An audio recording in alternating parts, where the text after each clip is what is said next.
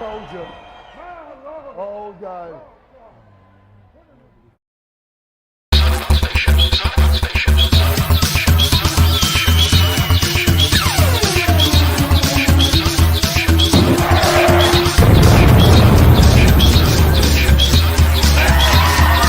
With MakingStarWars.net.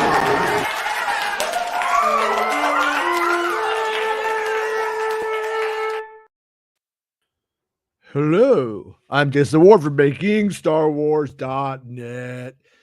Guess what? We're going to talk about Andor today. We're going to talk about some other stuff. I think a new clip just hit. At least I think that's what Baymax was saying. And then also there was a big Acolyte article. So I think we're going to do the Acolyte article first because I haven't talked about that today. I was just on Star Wars Santa show for like, the little 2 hours there or whatever. It's a good show. It was a good show. I had a good time. And I do it every Tuesday with the old Santa. I think he's the real Santa, by the way. Oh my God, they did it to me again. They do it every fucking time. I think like literally if you close the tab, then they're just like, well, I guess you gotta sign in. Wait, hold on. Actually, wait, let me go back one time. I'm gonna try this one. I'm gonna try to get the. Wait, hold on. Let me see if I just hit back. Okay. All right. Can you see it on the screen right now, Rob? I can. All right. Cool. All right. Cool. And then Baymax just sent me the new Kenobi clip. So hold on. I gotta feed the algorithm. Gotta feed it, dude. I'm trying to use the what do you call it? Oh God, I can't use Discord on the computer. It just doesn't work. But did it close it, dude? What is this? Yeah, I guess. is this our nemesis? Vanity Fair, dude. Vanity Fair sucks. I can't lie. Like fuck Vanity Fair. Like they are just the worst. You know what I mean? Like every single time, I like literally opened up. Oh, I haven't even read it yet, and I opened it up, and I was like, okay, cool, it's there. And then I changed tabs over here, and it's like, nope. So yeah, it is what it is, right? I'm supposed to pay Vanity Fair the big bucks, and I'm not going to do it though. No, we're not doing it. We're not doing it. We're not going to do it. I'm not doing it. Hold on. I'm gonna copy. I'm going to copy this right here. I'm going to take it over into a different browser in my phone, and we're not going to show the Vanity Fair article on here because, So showrunner Leslie Headland previews the upcoming Disney Plus series. Oh, this one's on us. Oh, thanks. The upcoming Disney Plus series set in the galaxy's High Republic era. I have to say, like, I understand Vanity Fair has got to eat too. Okay, like I'm not knocking that, but just go with ads like everybody else. And like Lucasfilm, don't give all of your stuff to someplace where we have to get a subscription to it at that point. I would rather just go back to fucking hyperspace. Make it their subscription. Just let me go back to hyperspace if that's what you're gonna do. Just make us give. I'm willing to give Star Wars the money, not Vanity Fair. You know, like the only time I'm willing to pay for Vanity Fair is when they hire Ann Leibovitz to go photograph some shit on set. Like I'm buying the photos. I was watching Red Letter Media's like breakdown of like new TV shows, and they get into some of the Star Wars stuff, and they're of course shitting on it. Like they're not a fan of it, but at one point he goes, they take Annie Leibovitz out of her coffin.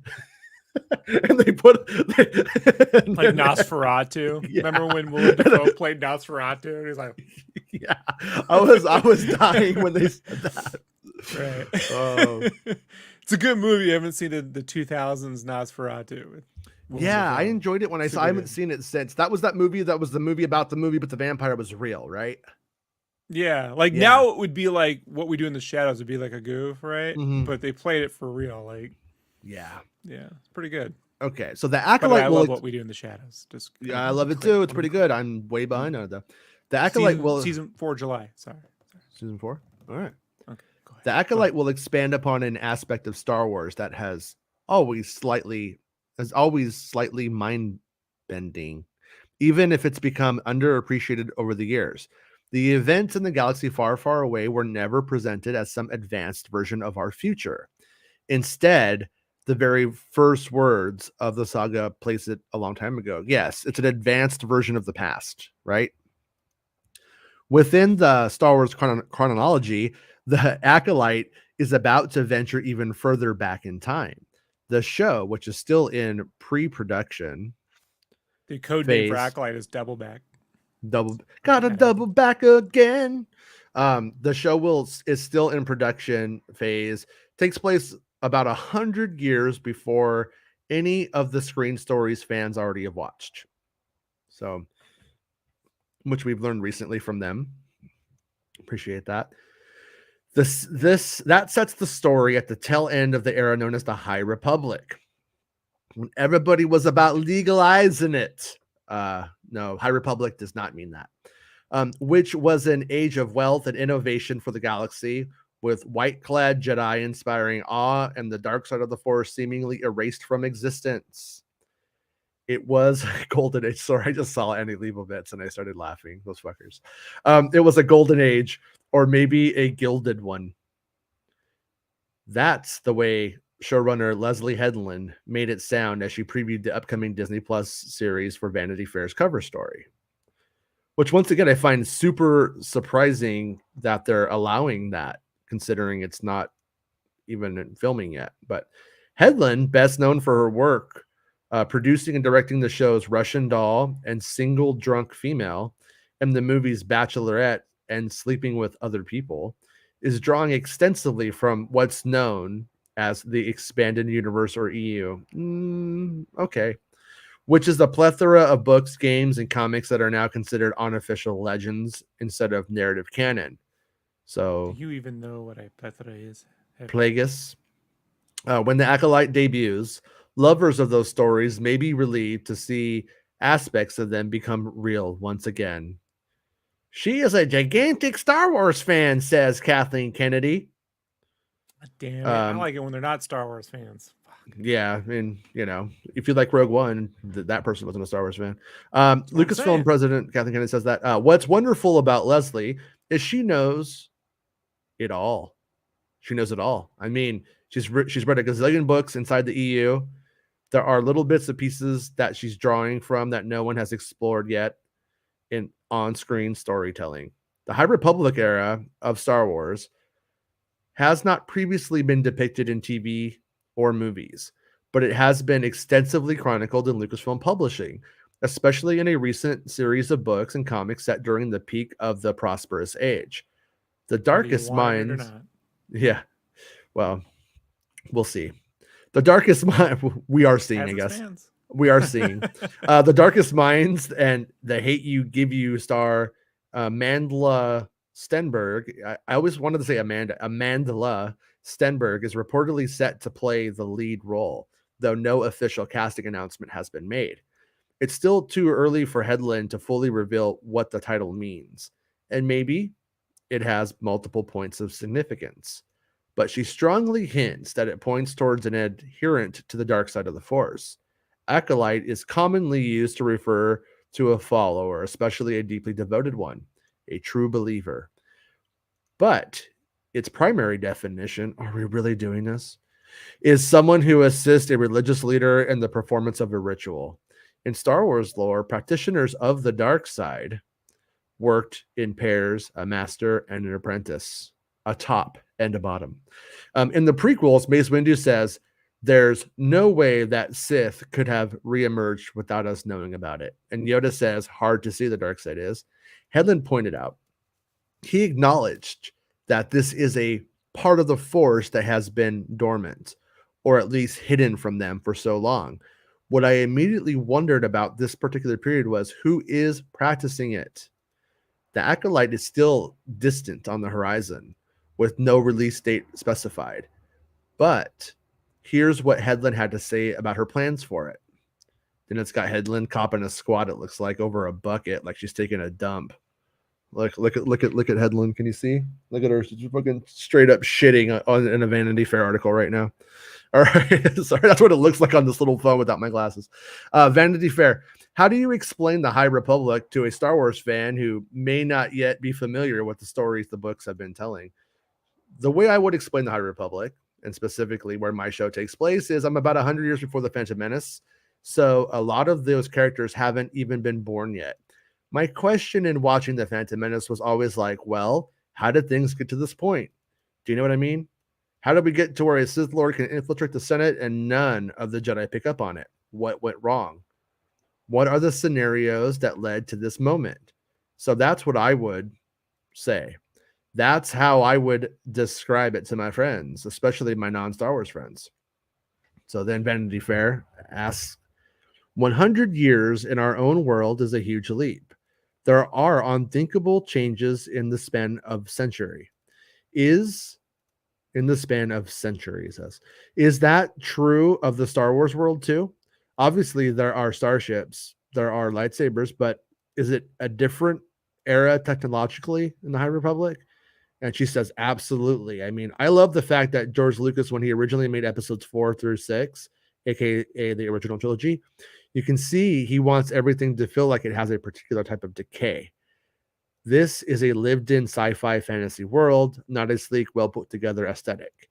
He was really going for something that I think was a bit revolutionary at the time.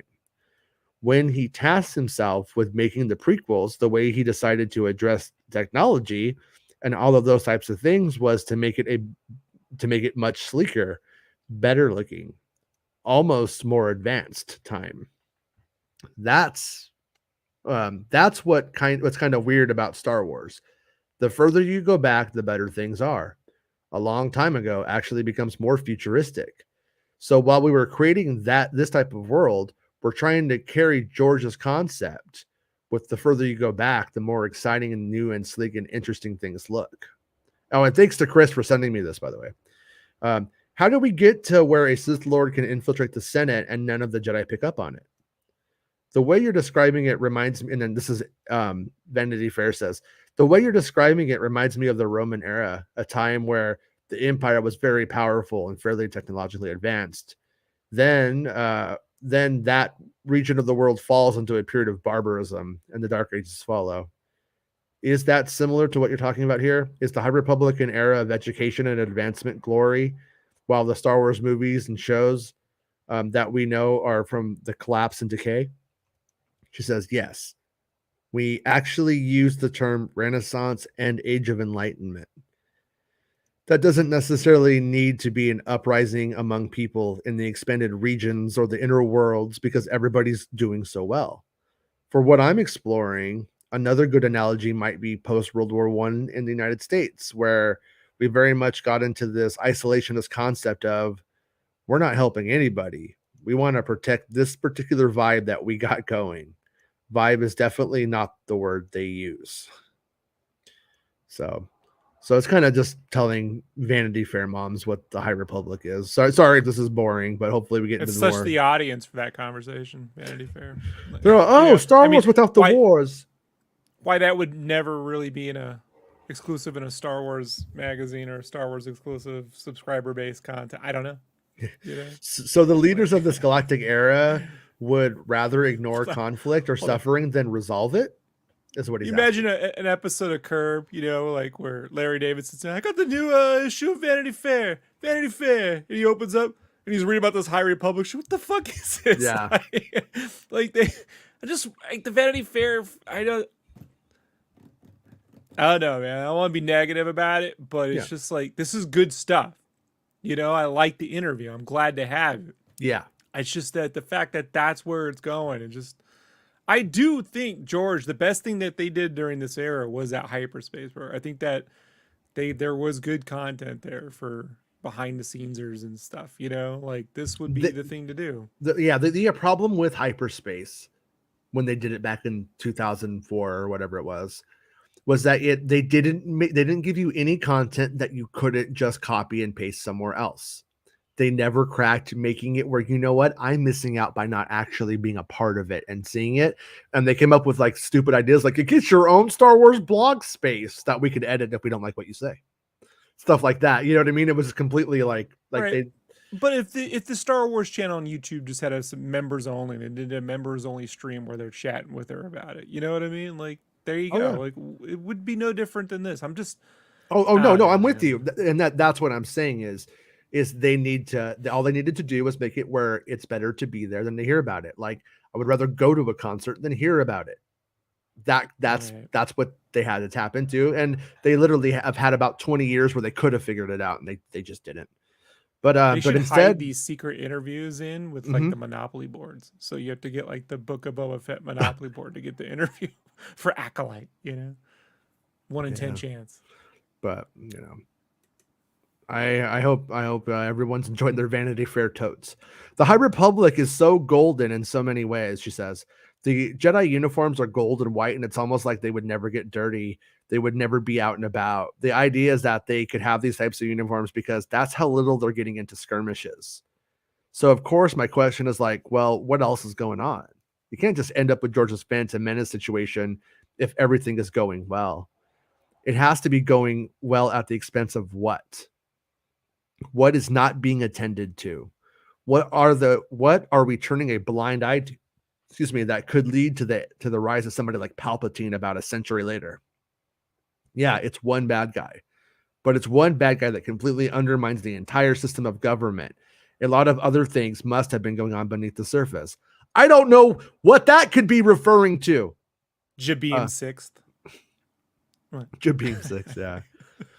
Yeah, no, I mean, this is strangely, me and Santa were having a conversation after his stream, and I was like, when I was in grad school, my focus was on neoliberalism, which really quickly is just anything goes economics. It doesn't mean liberal like you're a tree hugging hippie. It means anything goes liberal economics, and it's terrible. I think it's a bad idea. Reaganomics is neoliberalism under a different guise, in case anybody's curious. And but basically, like back then, as you had the Tea Party coming up when I was in grad school, the Tea Partiers, and you had Occupy Wall Street, the crazy thing was those people had everything in common. Those people even had the same goals, but they just came at it from such two different ways they could never see it. And the systemic issues that led to the Tea Party and what follows, and the Occupy shit was never resolved. And I think that's sort of in a weird way what they're getting at here. It's the same kind of thing, how things become politicized, and then the underlying issues that led to either movement, either thing is never dealt with. And then eventually a piece of shit comes in and capitalizes and tears it all apart and has permission to do it. So they're constantly talking about balance. If the light side is proliferating everywhere, what's going on with the dark side? How is it? God, this drives me fucking nuts, by the way, dude. I got to be honest with you. They have literally just decided at Lucasfilm that fans have misunderstood the concept of balance. The balance of the Force isn't a good and a dark. It's like, your diet isn't balanced if you eat really good and then eat really bad. That's not a balanced diet. A balanced diet is you eat good. You have your vitamins and stuff like that, and that's what George Lucas was going for. He was going with a very biological notion of balance, not there's good and there's bad. Bringing balance to the Force isn't bringing a good guy and a bad guy onto the stage. It's literally. So, Jason, you're saying that if I drink 64 ounces of water today, I can still drink 64 ounces of vodka. Like, it balances each other out. That's a balance. That's a balanced life, according to some people's interpretations of what balance of the Force means. So they're constantly talking about balance. If the light side is proliferating everywhere, what's going on with the dark side? How is it manifesting itself? What's it doing to survive? Because it's very clear. Because it very clearly does later on in the world. Hanging out at the Board of Education. Yeah. And maybe she doesn't mean that, but that's definitely what it seems like she's inferring. So Vanity Fair says, I've heard you describe the Acolyte as a mystery. So what is the mystery? What's below the surface of the glossy world? And she says, yes. Are things what they seem to be? Are things as good as everybody's saying they are? That's the big question of any society that has these big booming periods. there is some form of counterculture or some form of underground, whether good or bad. You know what I mean? She's like, you know what I mean, Jellybean? And so he says, what are some of the cinematic influences of the show? And she says, Jon Favreau said, when you're working in this world, you want to go back to what inspired George. There were Westerns, and then, of course, Akira Kurosawa samurai films, and the fact that he originally offered Obi-Wan Kenobi to Shiro Mifune, which we talked about lots on this show. Mifune. Yeah, which, by the way, not blaming her, but a little bit bored with this answer so far, because I'm like, yeah, of course. I mean, no shit. You know what I mean? It's like, oh, you made Star Wars and Toshiro Mifune. Can't well, wait. Can't wait. But I Stray Dog, or are we getting Seven Samurai Mifune? Well, the thing about it is but where I do think we can read into this, because samurai is films and Star Wars. Oh yeah, it's like it's no shit, right? But when you take that with the fact that the casting calls and stuff like that, I've called it a martial arts based thing. That right there, I think, is maybe where we could see where she is doing a unique take on this to some extent. That's not in the article, by the way. So I actually went towards, here we go. Actually, I'm dumb. She literally says it in the next fucking line. I'm an asshole. So I actually went more towards martial arts films and storylines that are a little bit more personal and less global. So, and galactic. Those warriors were on a mission that were deeply personal, with people feeling wronged and having to make it right. Wuxia films and martial arts films from King Hu and the Shaw brothers, like Come Drink With Me and Touch of Zen. They're monks that are martial arts heroes. I haven't seen those films, but I'm going to check those out. I'm going to screenshot that and I'm going to look into those films. Oh no, I closed my phone on accident instead of screenshotting. Will Vanity Fair lock me out and make me buy a tote bag? No, I'm okay this time. What can you share about how the Acolyte originated? She says, I was pitching with Kathy Kennedy, and we were developing this with Lucasfilm development execs Michelle Rejawan and Rain Roberts, who was like my main gal on this project. That's Rain Roberts. I believe Rain Roberts is the person who came up with the idea for Luke Skywalker to show up at the last moment of The Force Awakens. She was the person that literally found me and shepherded this idea all the way up to the top. We were really getting into it. And what's so exciting about those influencing stories is that you don't always know exactly who the bad guys are and who the good guys are. You're not quite sure whether you can trust the heroine in this case as a result of that. That's kind of telling. You're not quite sure whether you can trust the heroine in this case as a result of that. So interesting. Honestly, my pitch to Kathy was the first time that everybody in the room was a woman. Okay, honestly, my pitch to Kathy was the first time everybody in the room was a woman. I've done many of those types of pitches, and I was like, this is trippy that my big intellectual property is full of women. So meeting is all ladies. This was pretty cool. So since this is the first screen story told from the High Republic era, what was their ambition for it? Were they looking to break free of well-explored Star Wars universe? The truth is that I, as a major mega fan, came to them with this idea. And I said, I think the best place to put this is in an area you guys have not quite explored yet. They were very enthusiastic. It wasn't that they didn't want to explore that existing world, but I think that they already were, because The Mandalorian and a lot of the other television projects were really relying on legacy characters. I was coming in as a fan, much more into RPGs and extended universe. Yeah. Oh no, or West End games, right? This is completely irrelevant, but man, it's a pet peeve of mine when I see extended universe.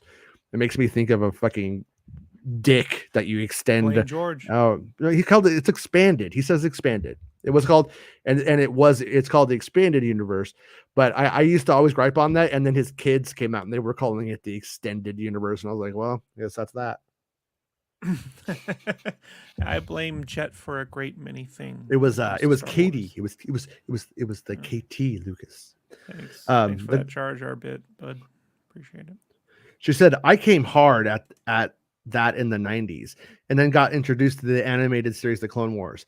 I knew the timeline really well, and I was like, I think if you want to explore Star Wars from the perspective of the bad guys, the best time to do it is when the bad guys are wildly outnumbered, when they actually are essentially the underdogs, for lack of a better term. So this would be the era.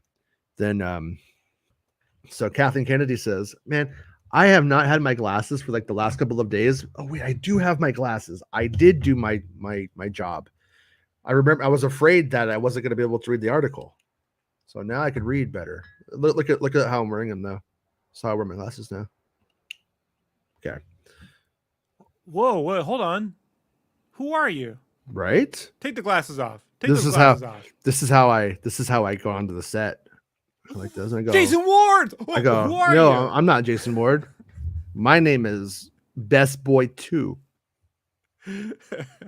Best Boy 2 bringing the donuts for Favreau. That's what I say. So, Kathy Kennedy. You gotta take that photo. You gotta get that photo when they were both looking at you from on the first Mando. Kathy Kennedy and I talked about how Star Wars publishing can serve as a kind of storytelling test kitchen. This is Vanity Fair. They've been putting out a lot of books about the High Republic in recent years. Was that a factor in the creation of the show? And then it goes on. Whoa! I just got a thing from Xbox. I accidentally opened from Reddit, and it says Xbox reportedly turned down the Star Wars KOTOR remake. Look at Xbox.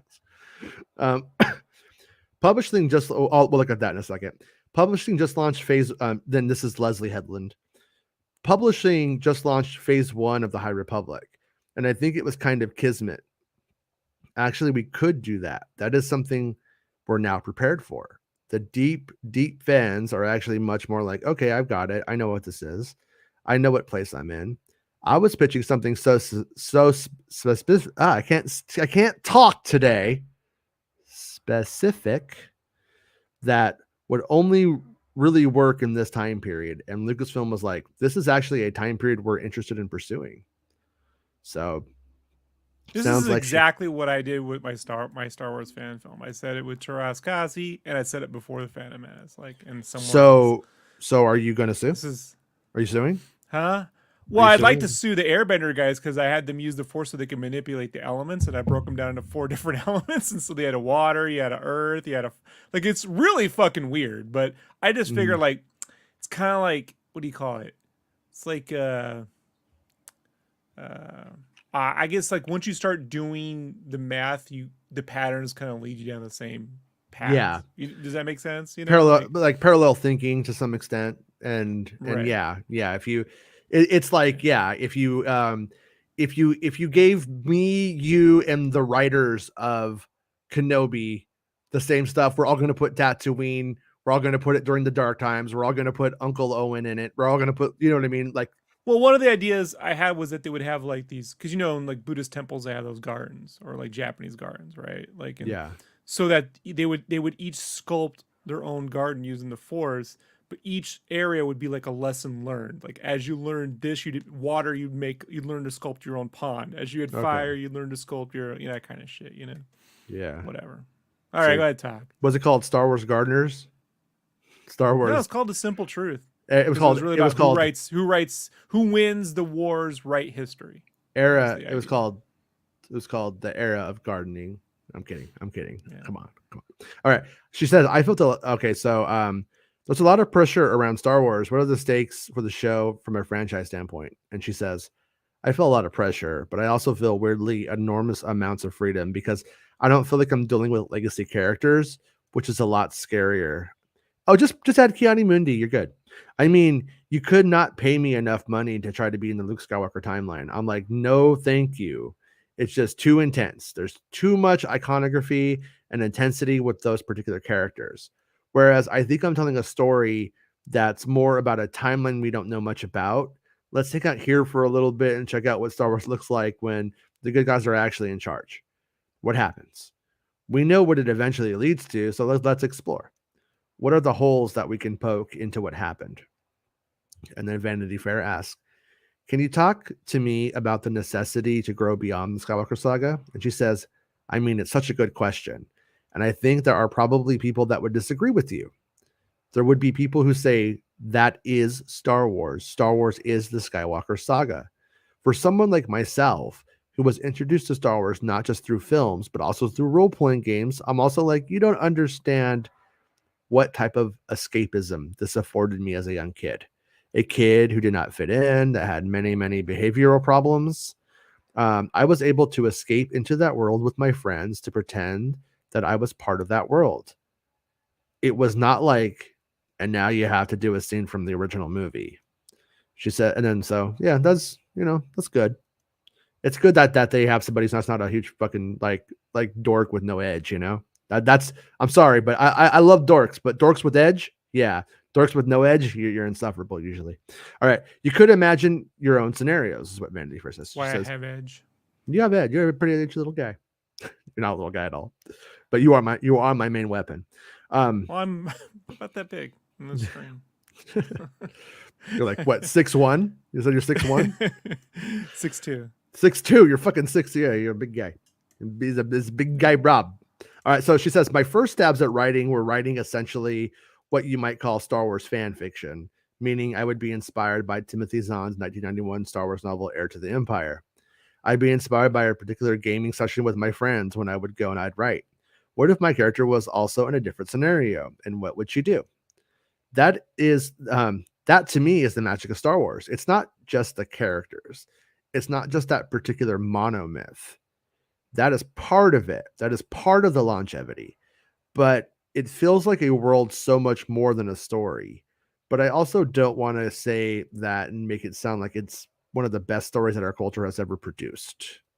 So, and then Vanity Fair says, Star Wars is set in a society in which there is a great spiritual advancement and also a great technological advancement. And in between, people are trying to maintain their humanity while being drawn by those two poles. She says, it is unusual to point to pieces of pop culture that had representations of extreme spirituality. The concept of God is such a heavy concept. The concept of religion is such a really oppressive one, especially for people like myself and many, many others.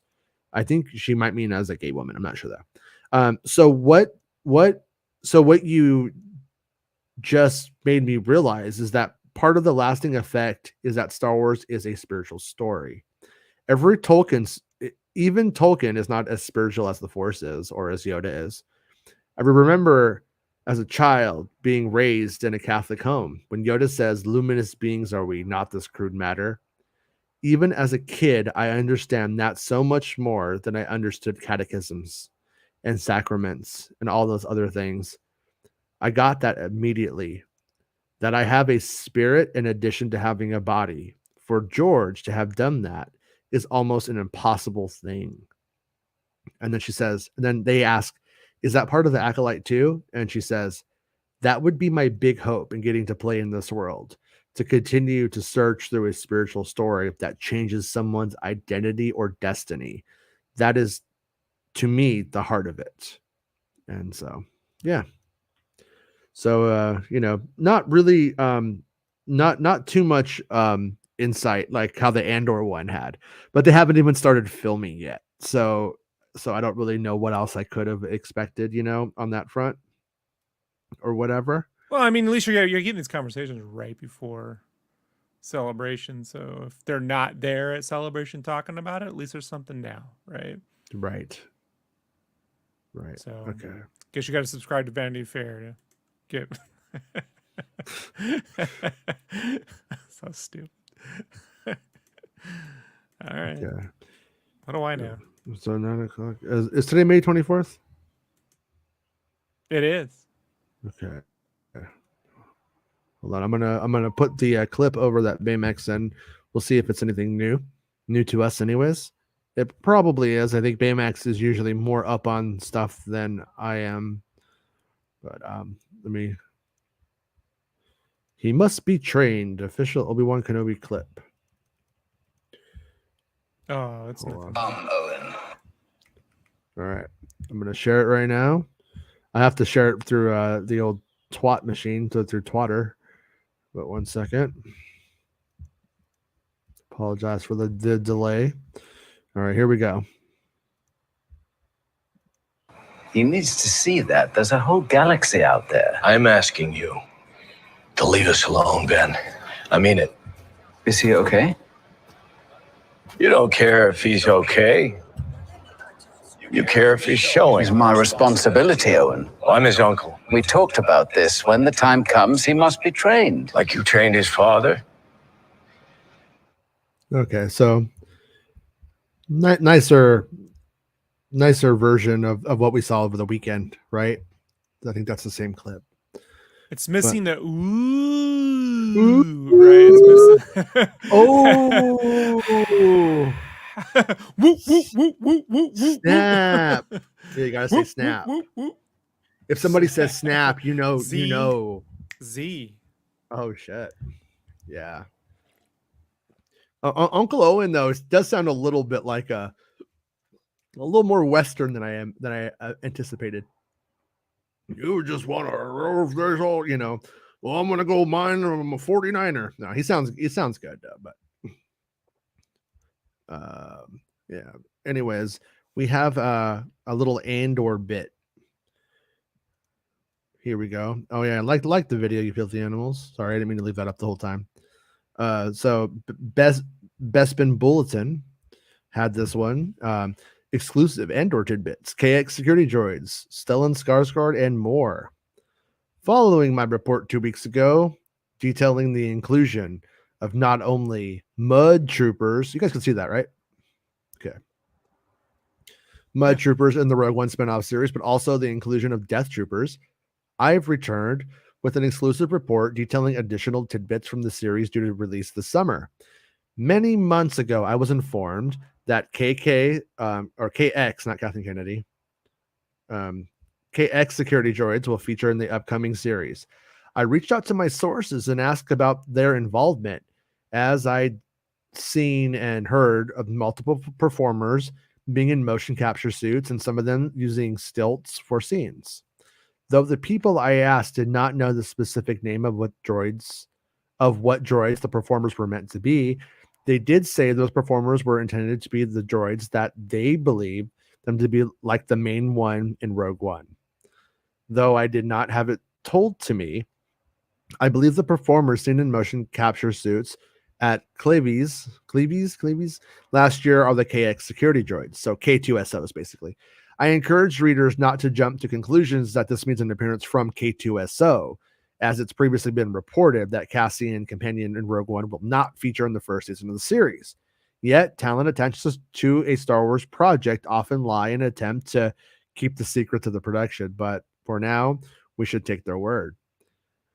So, yeah, and I think we both had photos of people in those suits, and they were the same ones that Tudyk wears. So, I'm on board with this scoop. I was informed that the large set located in Little Marlow, Buckinghamshire, the Corton oil refinery, and the various sets at Pinewood make up the singular planet in the series, or at least that was the belief of my sources. The planet has everything run through the scrappers, a job Cal Kestis was doing in Jedi Fallen Order. I don't know if he's a scrapper, but supposedly Stellan Skarsgård character plays a role of importance on this planet. So this is where it gets interesting to me. Honestly, would have led with this song, because I think this is the big part. At some point, a funeral takes place on the Scrapper planet, and I'm not sure on this, but I think the funeral is for Rosalind Halstead's character, which we previously learned had the simple name of Skolden's wife. That was like for the call sheets or whatever. Supposedly, the funeral has great attendance, and she was clearly thought of fondly by the people located there. Due to the funeral turnout and the importance of Skarsgård's character on the planet, I speculate that perhaps Skarsgård's character is Skolden and the funeral is for his fallen wife.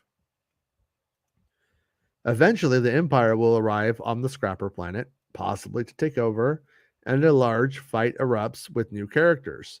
But our hero, Cassian Andor, eventually steps in to help the locals. I don't know if this fight causes the death, which ultimately leads to the aforementioned funeral, or if it's completely separate. In the recent Star Wars Vanity Fair cover story, showrunner Tony Gilroy mentioned that a planet in Andor will be ripped apart in a colonial way, with the Empire expanding and wiping out those that stand in their path, a path Cassian intends to block. I wonder if this is the planet Gilroy was referring to. So, I mentioned new Star Wars characters. Fallen Wife confirmed, huh? Yeah, Star Fallen Wife, the new game coming to Xbox. I mentioned new characters, and though I don't expect her to be at the fight, I was told Edria or Jonah's character appeared as a hologram during the scenes filmed at Little Marlow at some point. See this right here, and once again, I am not saying that Bespin wasn't said that, but like this is such a hard one for me to go like do they really know?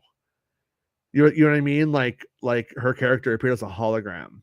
Like you don't really see anything there, so it's like, and then they don't tell him the name. So I'm not trying to say it's wrong or anything like that. I'm just being like, whenever I'm always suspicious whenever I hear maybe it's a hologram, even from my own sources.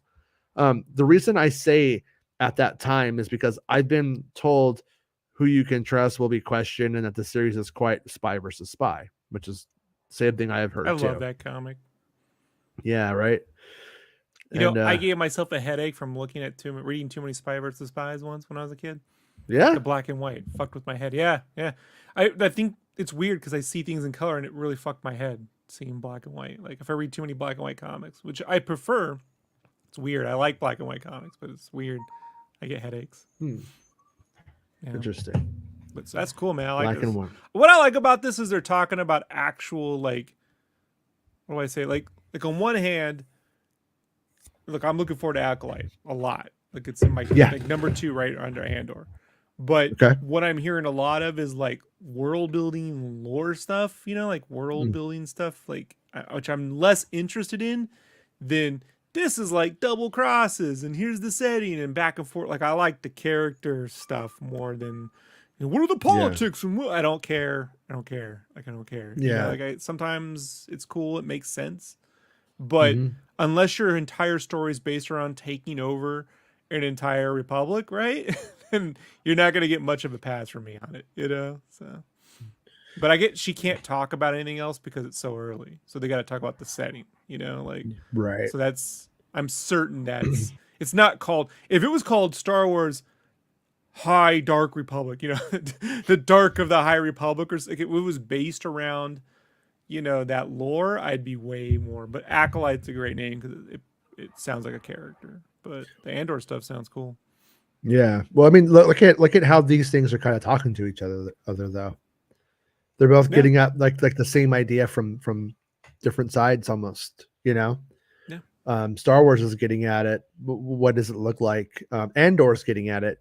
What does it look like once the Empire mechanism is in full effect and running?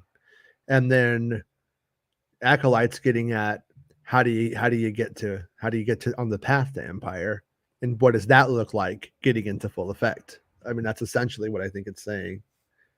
Oh, Bestman says I didn't finish the article. Did I not finish the article? You go back and finish your vegetables. Whoa, Bestman's watching. I gotta go back. Sorry, go back. Man, he's stricter with you than you are with your kids, dude. He's. You guys have no idea. He is a workhorse. This is probably how you guys win on Fortnite, though, right? Like he's clearly the alpha in that team. Oh, whoa! I got alpha. I don't know. In Fortnite, I'm usually the person that says we go here, and then he goes, "That's stupid," and I go, "Okay," and I change it. No, so wait, what did I? Okay, wait.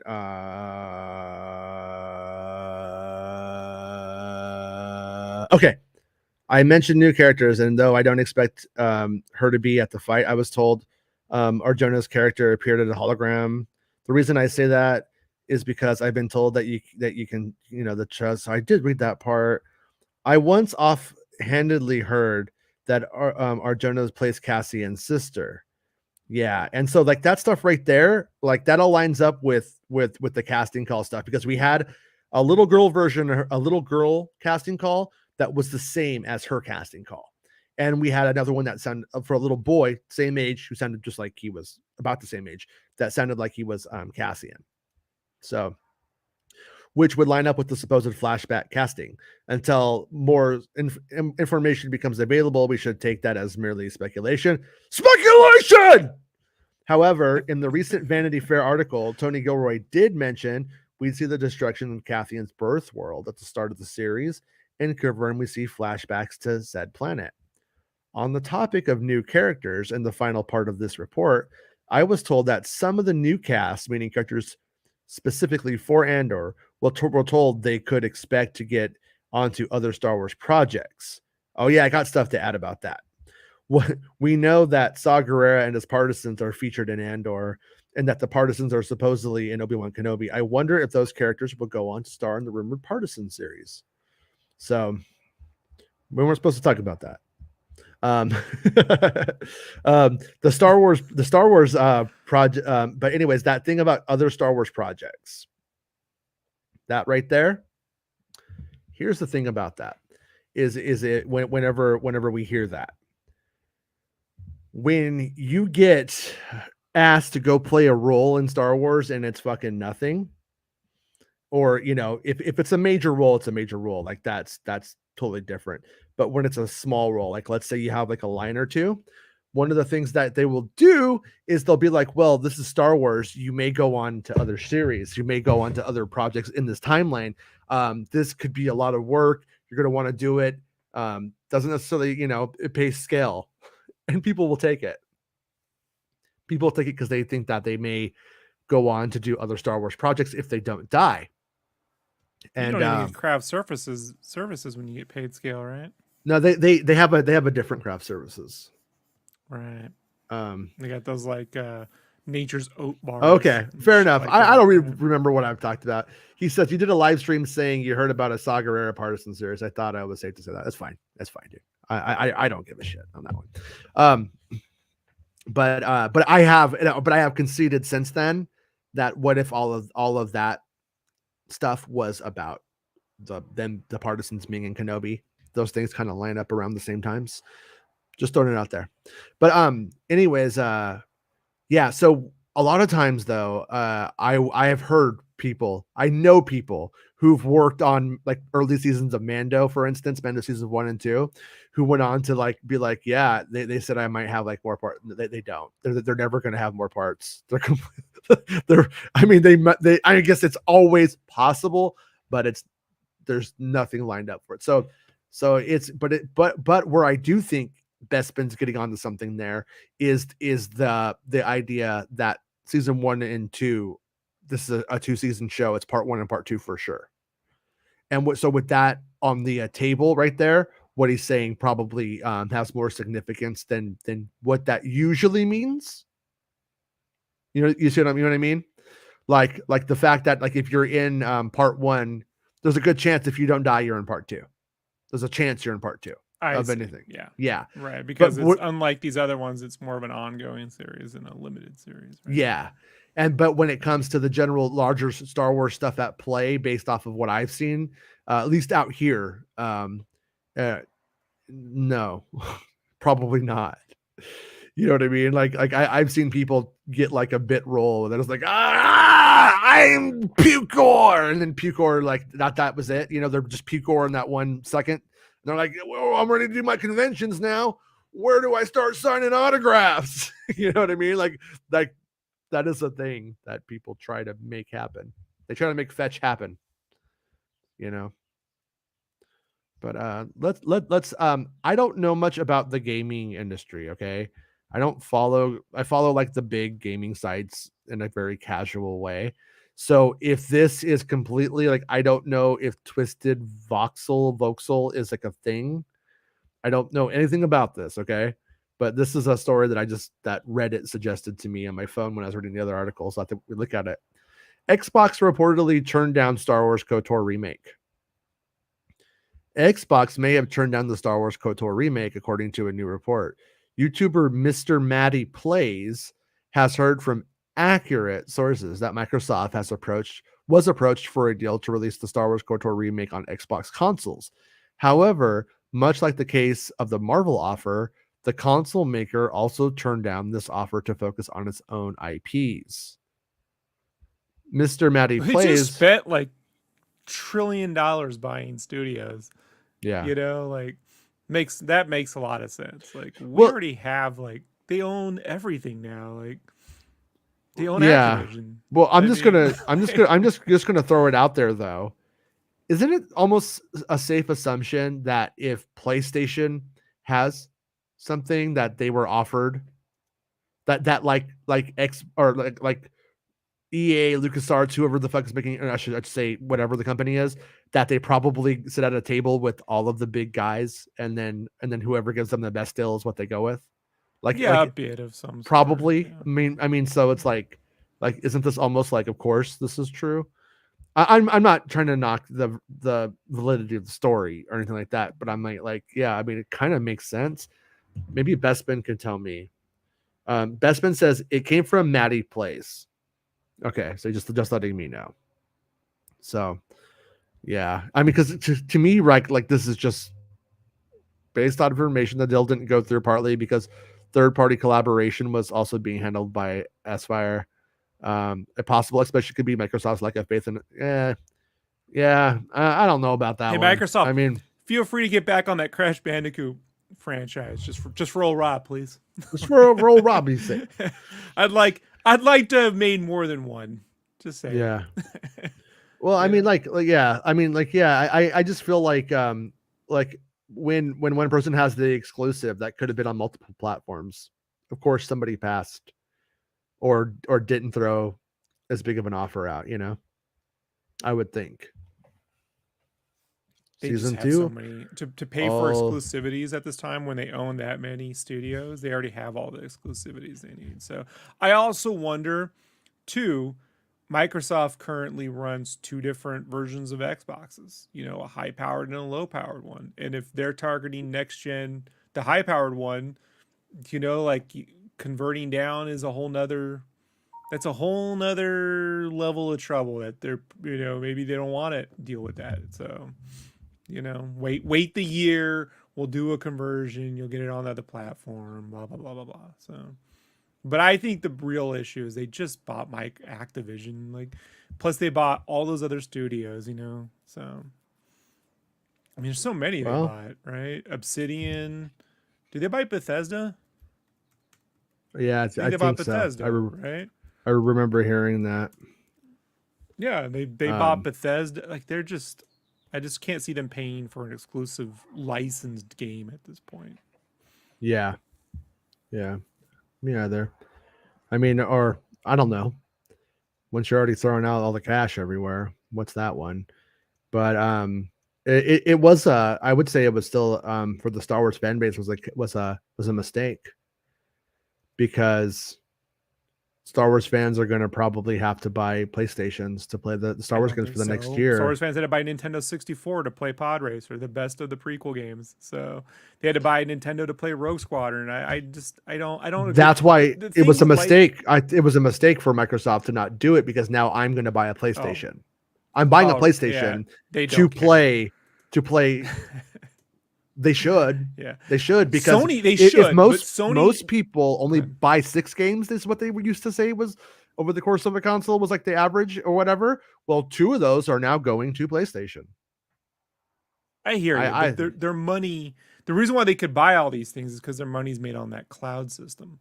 Yeah, and 365 and all that stuff. So like Sony and them were like, there was a whole conversation last week about Sony saying we can't afford to do something like Games Pass where we just give away first party games, you know, and they can't.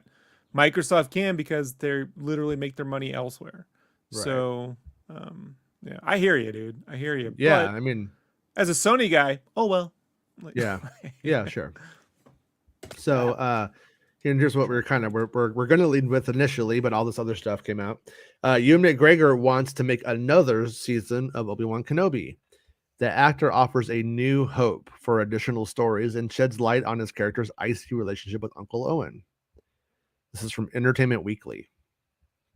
While Star Wars fans are salivating over the chance to see two of the franchise's most iconic characters ever return for Obi-Wan Kenobi, which premieres May 27th. What? That's only 3 days from now. There is a dark side cloud to that silver lining. The new Disney Plus offering is being billed as a 6-episode limited series, meaning that's all we get, or is it? Searching for any hope, some might even call it a new hope. Oh my God, these guys really get me. We confronted the creative forces that brought the series to life if there could be a possibility for more, starting with writer Joby Harold. Yeah, I don't know about it being a story beyond the story we're telling now, responds Harold, wiping away our suggestion as casually as Obi-Wan himself might inform a death stick dealer to go home and rethink his life. Oh my God, he gets me again. I know what that's referring to. I've seen that one. With these things, we always think of it as a complete story with a beginning and a middle and an end. That's the tradition of those great mythic Joseph Campbell stories that this was born from. Stories. Huh? What? I know. What'd you say to me? I know. Joseph Campbell plagiarizing all of history's stories. Like, yeah. Joseph Campbell didn't tell any stories, so it's okay. That's a tradition of those great mythic Joseph Campbell stories that this was born from and that George Lucas built. And Plato right now, meanwhile in heaven. It's my idea. It's my idea. Homer's like, what? And Joseph Campbell, oh man, I don't. Yeah. And so we very much thought of it that way, as its own story, its own narrative, its own journey for this character between episode 3 and episode 4. So Joby's like, look, this is a complete story. And it really sounds like it is. When that didn't work, we decided to try the director, Deborah Chow. It was definitely conceived of as a limited series, and it's one big story with a beginning, middle, and end. So that's the way we've always approached it, says Chow. The approach has always been that it's one full story. Frustrating. It was time to get to the top, and that's exactly what we did by putting Lucasfilm President Kathleen Kennedy into an imperial interrogation room, asking if there was any possibility of a second season, especially with 9 more open years to play with between the events of the new show and A New Hope. She said, Kathleen Kennedy says, it's certainly something we talk about, responds Kennedy, of a possible extension. Wait, what? That's what it says. Mainly because everybody came together and had such an incredible time, continues the studio head. Ewan had an incredible time. Hayden had an incredible time. So certainly from that point of view, everybody involved would love to see this not end. But we have to really spend our time asking the question, what would we do, or why would we do it? If we were to decide to do anything more with the Obi-Wan character, we'd really have to answer the question, why? Well, he has to resurrect Reva, so it's the whole thing. Right. So, yeah. Force Ghost Reva. Mm-hmm. You heard it here. Crash Bandicoot exclusive. With Kennedy. Don't say that. You're probably getting in trouble. They're begging for content. I'm sorry. Crash. I'm sorry. Bandicooters. Was that what they're called? Bandicooters.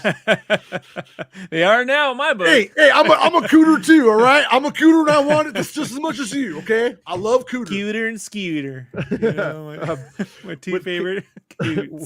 With Kennedy providing all the wiggle room we needed, it was time to go back to Obi-Wan himself and see if the Jedi Master was ready to pick up the lightsaber back up again beyond the 6-episode series. He says, it was made as a one-off limited series, and in a way, it does do what I wanted it to do in terms of bridging the story between 3 and 4 and bringing me closer to Alec Guinness's Obi-Wan and A New Hope, and so for sure, that's true. Stop stalling, McGregor. What's the word? Can we start talking about season 2 or what? Would I like to make another one, Actor Punders? Yeah, I would like to make another one. Score for McGregor. It's not just about telling more Obi-Wan tells, but also about experience he had redonning the cloak. I had such a great time working with Deb and the actors that we had in this were so great to work with. I'm sure you were all a fucking family, right? And the crew are just, I can't tell you, it was so wonderful to work on. Blah, blah, blah. Everything's so good. Yakety schmackety. Mcgregor also points out comfort in working on a project that is sure to be appreciated on a mass scale. There's something very nice about doing work that you know people are going to see. I spent a lot of time in my career making films that very few people ever saw. And there's something nice about going to work when you know it already has got its audience. So for the actor, it's all about delivering the goods. It sounds a bit pretentious, but it's nice to make people happy. It's nice to know that by all your efforts in making this Obi-Wan Kenobi series, the fans are going to be stoked. I think they're not going to be disappointed by it. Maybe some will, but you can't please all the people all the time. But knowing that people are going to be happy because of your work is a nice feeling. So while the crew are presumably now busy setting up shop for season 2, which is obviously not, we are now willing it into existence. Are now busy. Yeah, that's what it says. Existence, whether or not they like it or not. We chatted a bit with Mcgregor about his return to Galaxy Far, Far Away. And then there's actually an interview. Wow, there's more. But yeah, I gotta say, like, do you think they would do like season 2? The way like you described the ending, for those who don't know, go back and check out Jason's recap video. The way you described the ending with the Vader thing is exactly why I was like, oh, they're leaving that open. You know? They're leaving that open. I feel like the more likely scenario is that there's stories with the characters in Kenobi where they can live on, where it can continue. I am personally heavily hesitant that there will be Obi-Wan Kenobi the next day, more Obi-Wan Kenobi. You know what I mean? Part 2 or anything like that. I kind of doubt it. So I can see like Kenobi being needed by the partisans and him helping out and doing that, or characters like the partisans continuing on, like I said before. But Entertainment Weekly, so spoiler alert, we know Obi-Wan makes it out of the series alive. How do you think our perception of the character will change after watching the series?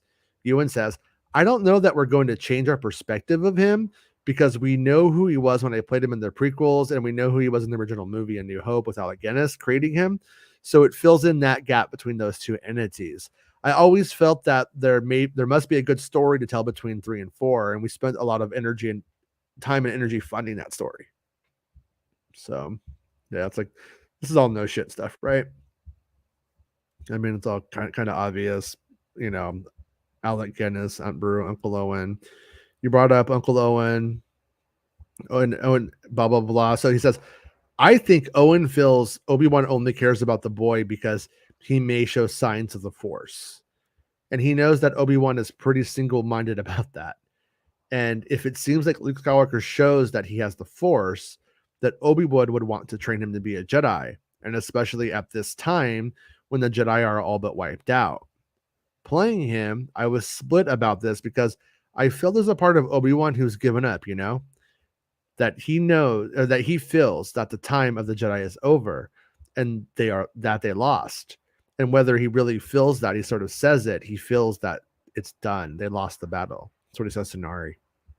And I think Owen wants Luke Skywalker to have a normal childhood, to grow up in an ordinary world and not be bothered by that. And also, there's the risk that knowing that the Jedi are being hunted down, if Obi-Wan is found out and discovered, then Owen doesn't really want him anywhere near Luke Skywalker, because that would also take Luke. See? Just like we knew and what I said. They say, you went back to the prequels. What was your favorite scene you did in those movies? Blah, blah, blah. Boring. All boring. All right. So, yeah, there you go. Is what it is. Sorry. That's probably not a good idea on your own show to start going boring, but I just want to, I ain't gonna fake it. You know what I mean? It gets really boring when they're like, oh, we're all a happy family and it's all great and boy. But yeah, so cut back to set. You motherfuckers, why did you put that? Throwing shit. Yeah. But yeah, so like I don't know if I kind of doubt we're gonna get I doubt they would do an Obi-Wan Kenobi season 2, but would they maybe do it from another perspective? Like not the same events from another perspective, but like would they do a Darth Vader story and then have Kenobi be in that one or something like that? But I really think it would be a tacky idea to have Kenobi and Vader meet again.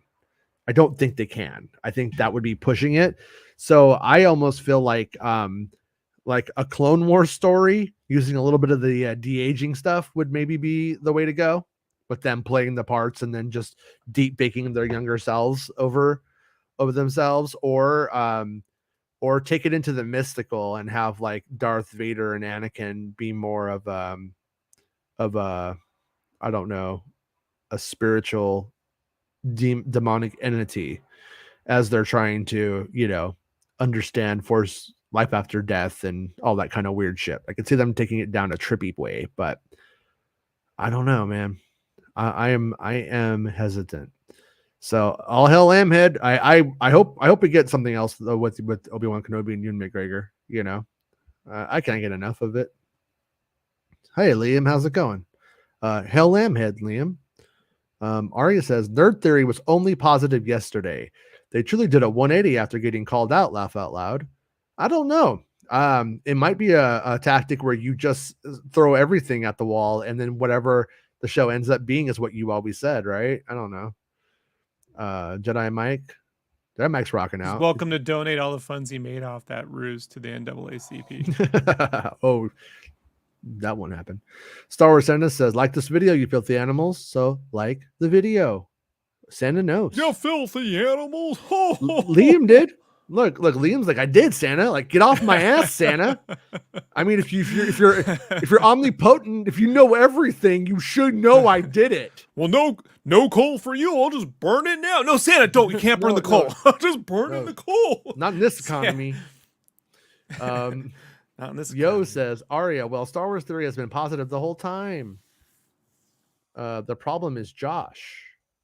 I don't know. We'll see. I don't know how that works. That's semantics. Like that's like saying, well, I don't know. Jason's positive. Robert's on here all the time, just pimping his fun the big lie campaign. You know? Yeah, I do think if I did let you come on here and go like, well, you guys ready for the race war? This rev has gone too far, and I was like, oh, is that what you think's going to happen? I think I am a little complicit in that. I'm just trying to hawk my Batman merch, Jason. I've been holding on to this for 30 years. I think now's the time to get rid of it. Griffin, simmer down. Hello, Liam. Well, nice to meet you too, Griff. Yo says, I quit watching Josh's content because of his clickbait nonsense. That's fair. That's fair. Griffin says, trying to read an article about the Acolyte, but also waiting for the morning coffee to hit my brain. Yeah, I know that was me without my glasses trying to read that today. But they're back. I only wear these stupid things when I'm on the show. I don't really wear them if I'm reading off the show, but for the most part, I don't need them. But when I do a lot of reading on the show, I gotta have my glasses and my coffee, or it ain't happening right. So Warner Brothers bull cap. Team DJ says, good afternoon, guys. DGI. Hey, good afternoon. The Batorian is here. Is it? Yeah. Batorian? He carries a bat. Maybe he's got bat ears on his helmet. The bat. Maybe I think he's Batman Mandalorian. Which I like it. Two of my favorite things. Right? What could go wrong? 14th like. Thank you, Rebrum. Appreciate that. It's all downhill after the 15th, though, Jason. The show, like everybody's talking about Den of Nerds Nerds in here. No, Den of Nerds. Luke Miller, Den of Nerds last video was really informal and he was very positive. Yeah, but I mean, I'm not saying go after Den of Nerds. I'm not saying anything like that. But like literally, he's the one who propagated the idea. No one was talking about those things, and then he put it out there. And he started the fight, and it's up to one. He's like, I'm a good boy. It's like it's kind of bullshit, you know. I mean, I guess take your original videos down.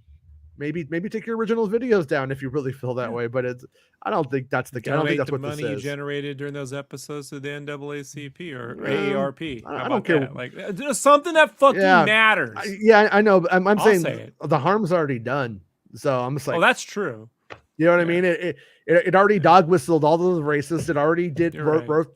He literally wrote the playbook for the Fandom Menace, so he might as well just remember when he was the Grey Council or whatever. He might as well just go back to being a Phantom Menace guy if that's what he's going to do. I expect more Got from me on him. that I one. think he's smarter than that. Baymax says you get more points if your reaction face has your eyes rolling to the back of your head. Oh yeah, you sent me that picture you sent me yesterday, or that article from Hard Drive magazine or whatever, harddrive.com or whatever it is. They're like a gamer version of like The Onion. They're great. Yeah, what was the headline? Do you remember it? It was YouTubers find ways to perfectly capture orgasm, and it's all those faces they make for this thumbnail. Yeah. Wilmore. Hey Carlo, how's it going? Baymax says, when Santa calls you filthy animals, you better beware. Do what he says. He beats those reindeer hard. Oh no. Santa, Yeah. you promised you wouldn't do that anymore.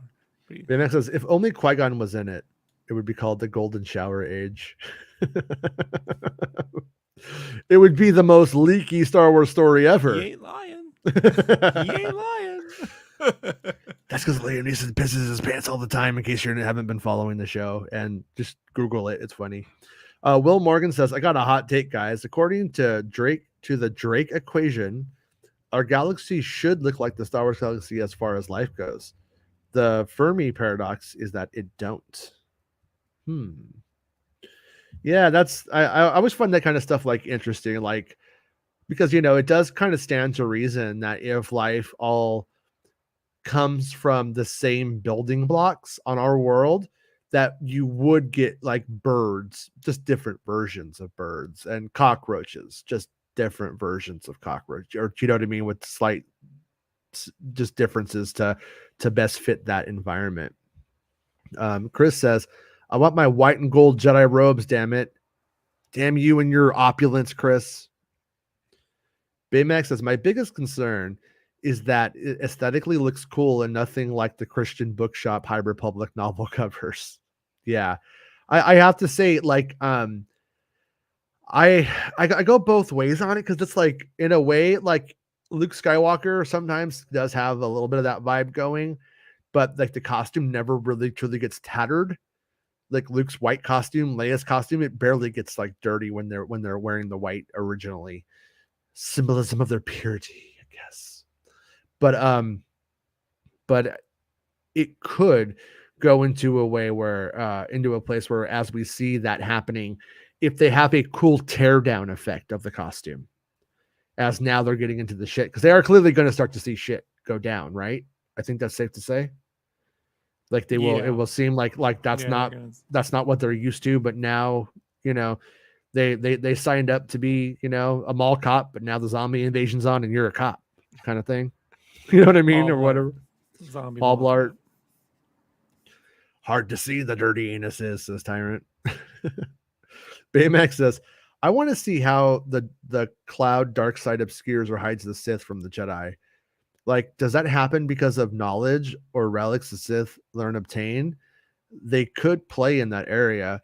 Yeah, well, that's the thing, is like they kind of played with it a little bit in the Clone Wars too, where like we see that they were like, doing dark side stuff to bring like the shroud down.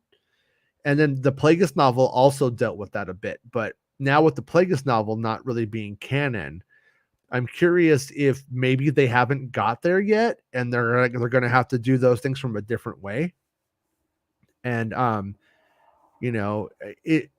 kind of wonder if the story is sort of like a weird influence campaign. Is this sort of like Russian bots, so to speak, doing their like dirty work, but essentially doing it through dark side means, influencing politicians, getting compromise, so to speak, and getting the P tapes, and then getting them to bend to their will over time, and then we see how they kind of corrupt stuff. Maybe, I don't know though. It seems to happen naturally without that, doesn't it? Tyrant says, these motherfuckers saw how bad ass the white outfits clashing with grit, sand, licked, and dune, and they were like, wait, we have a story with some of that, fast track that shit. They had that a long time ago. I mean, and to be honest with you, it's probably the same exact designers. So you might have some truth to that, but it was literally the same people. Same people make Star Wars who make Dune. You know? Junkbox says they should really tap into the horror genre more than they are. Plenty of amazing horror authors that can make a Star Wars horror story work. I know. That's and this isn't a slight on Kathleen Kennedy. But Kathleen Kennedy hasn't dabbled in horror very much over the years. Not horror though, and not her call. It ripped a man's beating heart out while he was still alive. Horrific, sure, but not really. It's barely there. And Sixth Sense is maybe her biggest dabble into it, but I still think it's more supernatural than horror, I would say. And ripping a beating man's heart out while he's still alive and watching it catch fire and then sacrificing him to like a lava pit. I mean, it's not supernatural. Like, no. What I'm saying is horror is not the dominant genre of it. It's still adventure. You know, still Indiana Jones adventure, like pulp story telling first. Gremlins? Did she do Gremlins? Yeah, but I'm not. I don't know if I would really consider that a horror film. Would you? But I'm. Yeah, would you consider it a horror film? Yeah, okay. Hell yeah, he melts fucking alive and shit. But I will say I think we are bending the parameters there of what Junkbox is saying. No, I think what you're looking. But I think what you're looking at in the early '80s is them blending. So you look at Temple of Doom, Poltergeist, and Gremlins, and Spielberg trying to blend horror into that mass market genre filmmaking and the backlash that came with that. Right. And so she might still be afraid to do that. You know what I mean? Like old habits die hard, bro. You know, like when you're like, no, we did that once. It didn't work. Yeah, but it was like 40 years ago. Yeah, but still like, yeah. I mean, people are definitely, they're referring to like serious, like all right, well, demonic possession sort of zombies and or if not like Texas Chainsaw Massacre slasher and Star Wars, that kind of thing, maybe even. Understand this though, like, so Doctor Strange 2 has a lot of horror elements to it, and the original director wanted to go way more into that direction. Kids have been crying at the theaters with this version. Fuck them, get them, make them cry. Hey, look, hey man, I saw Nightmare on Elm Street when I was a kid. I don't care, but these kids these days, I'm still scared. You know, they're afraid of Lego Star Wars. You know what I mean? Like, so like, you know, like they just may not want that for this sort of thing. I'm not saying they shouldn't do it. I think if it's fair for Stranger Things, I think it's fair for Star Wars. That's what I feel. I would definitely think that it would be more likely a Disney Plus one-off than a feature film, probably, unless they had a really, really powerful, prolific director who was like, this person is rocking horror, never done anything bad, and they want to do a Star Wars idea, and well, we believe in them. I could see that happening, but there's nobody doing that yet, is there? Right now, at that level, what? There hasn't been anybody who's started doing horror films and didn't progressively get worse. So I can't even. There's somebody I want to say, I can't say it, but there's like some really good horror directors out there, but they have just, all of them have gotten progressively worse. There's no exception. I don't know if John Carpenter. Well, no, Wes Craven didn't get worse. Okay, yeah, but Carpenter and Craven, I'm saying like really like modern, like who would Carpenter and Craven? Sam Raimi? Would he ever do a Star Wars Spider-Man? movie? Yeah. Huh? Bro, you just did Doctor Strange too. He needs, after that Oz movie, he needs all the money he can get. Yeah, like, no. I'm questioning more if they would ever get him in Star Wars. What Star Wars? I know Marvel would, obviously they did, but I don't know. Yeah, I hear what you're saying, and I don't disagree with that. I'm just trying to. Yeah, I don't have a firm opinion. I'm more like throwing out there like, but this and but that, you know, kind of in the idea. Like, I mean, Muschietti, the guy who did the It films, right? He's doing Flash, isn't he? So if I don't that know. film sucks, then we'll know, right? Yeah. Yeah. Well, I was referring to horror film directors whose genre is specifically horror. Right. The You know what, problem is modern horror and these days is really quite under just 50, suspense. under 50. You know what I mean? Like who's like a modern horror film director who's like, I don't feel like there's like a real Wes Craven out there right now for this current generation of filmmakers. Like, so I'm not aware of them yet, or it hasn't been apparent yet. Krasinski might be considered that with The Quiet Place. You consider that horror or suspense or a thriller? Yeah, I haven't seen it, but it does seem like it definitely has some overlap in horror, suspense, and stuff like that. But Interesting thoughts. yeah, I mean, I'm saying like what we've seen from Lucasfilm is they go for the JJ. That's it. The JJ Abrams of horror. Is there one yet? Right now, I don't know. Let me know if you guys know of who if there is one, and there is somebody I would have said until I saw their movie. And I would say their newest movie. the It, and really the J.J. Abrams of horror are the Stranger Things dudes, and they were originally doing an It film, but the studio didn't want the kids in there, and so they backed out. They were like, can't do it without the fucking kids. Like, this doesn't make any sense, you know? Yeah. Do they have to be little kids? Can they just be like 18? Is like, no, it has to be little kid. So they just went and made their own shit. Yeah. Which, more power to them, you know? Makes sense. All right, I lost our place. I always lose our place. I apologize if I skip over your comment, but the chat does this thing where it just completely goes where it wants to. All right. Shell says, this might be a stupid question, but how do entire episodes get leaked before a show comes out? For Kenobi, almost episodes have detailed outlines already. Yeah. Yeah, it's not a stupid question. It's not something I could necessarily tell you how it happens, but I